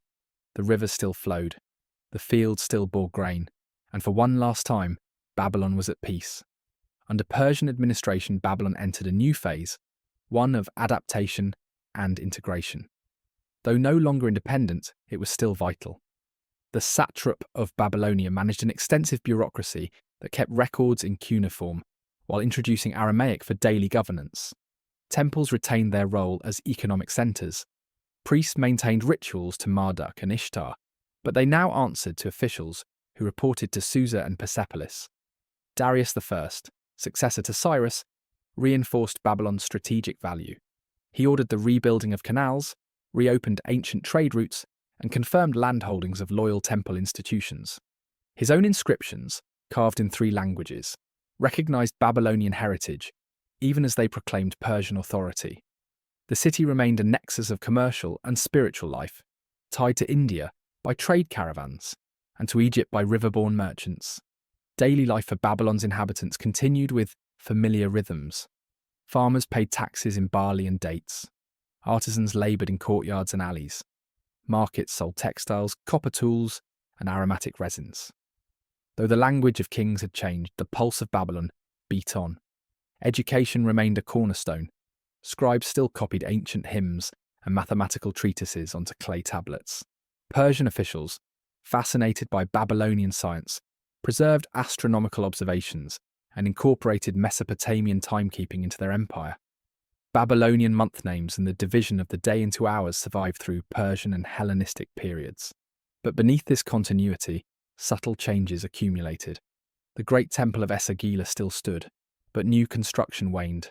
Bricklayers found less work. Temples no longer received imperial endowments. Over time, priestly schools declined. The old myths remained, but they were no longer living texts. They were artifacts. The transition from independence to administration did not happen in a single year.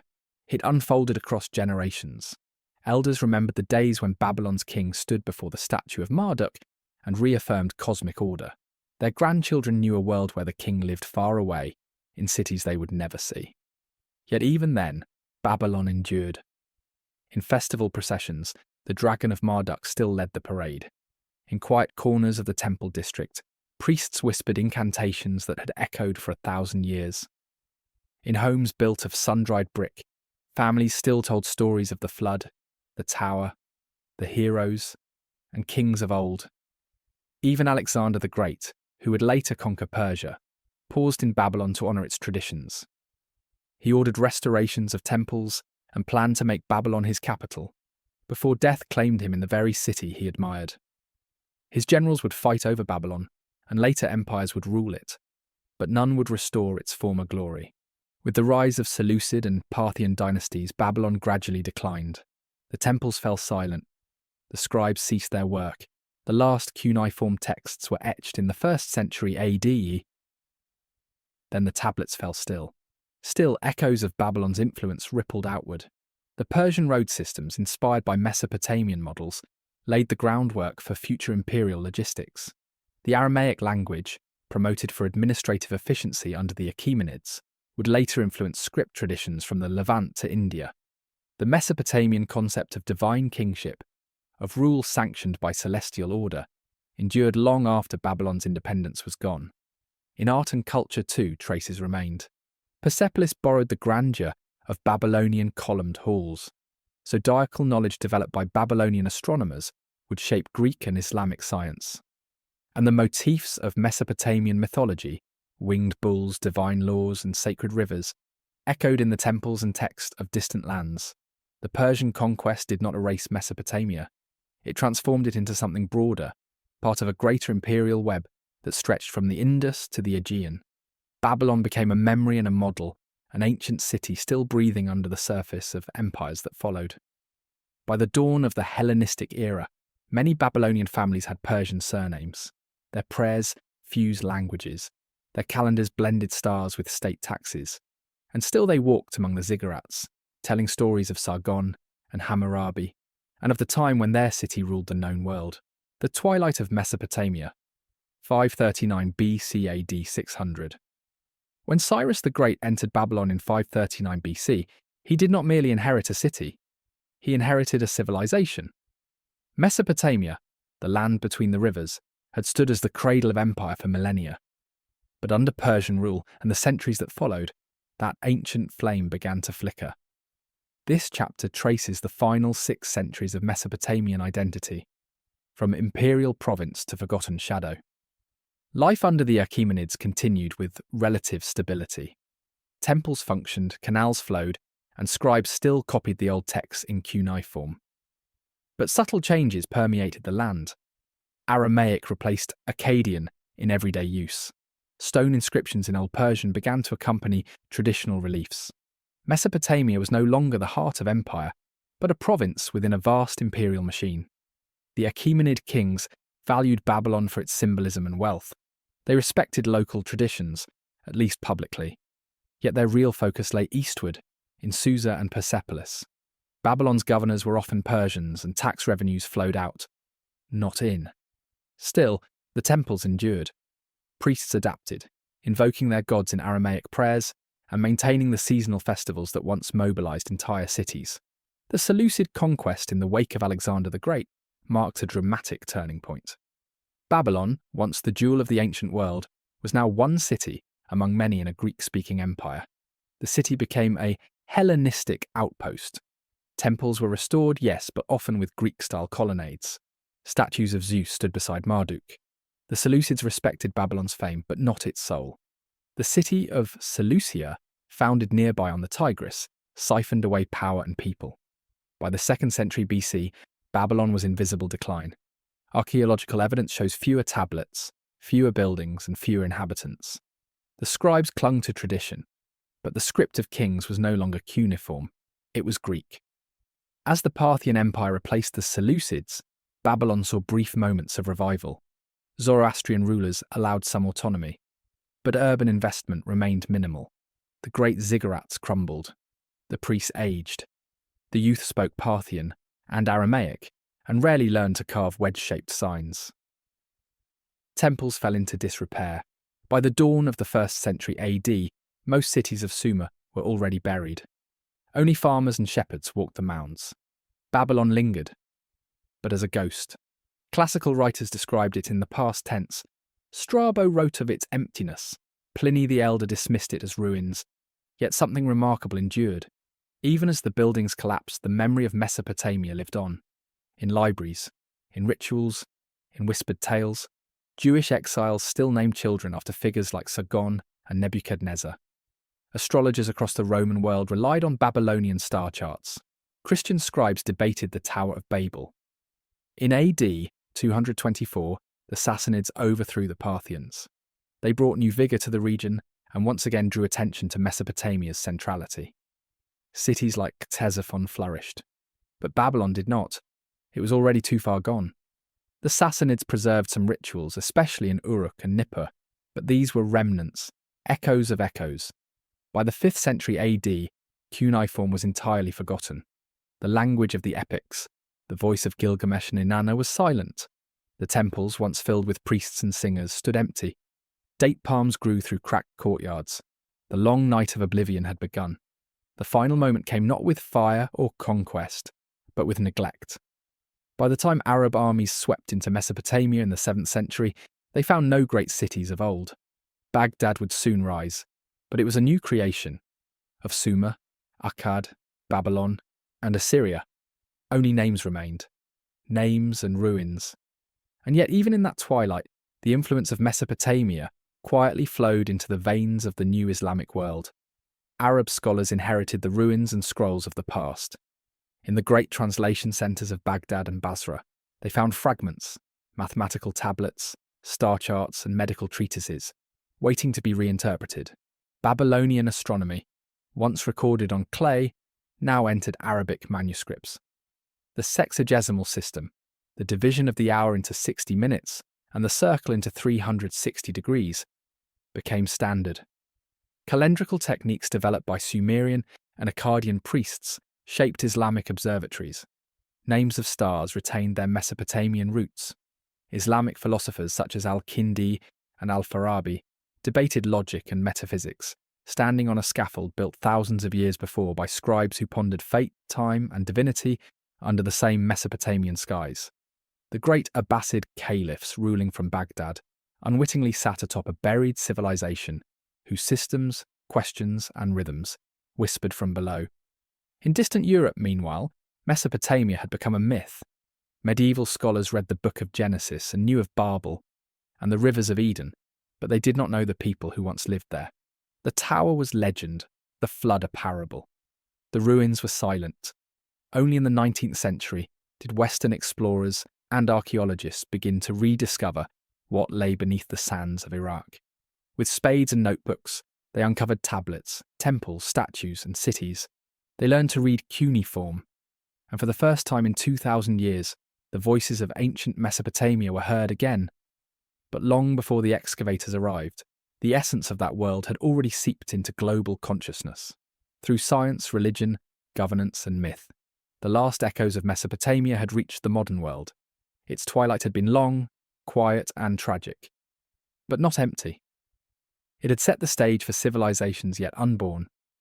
In museums from London to Berlin, clay tablets sit behind glass, inscribed by hands long vanished.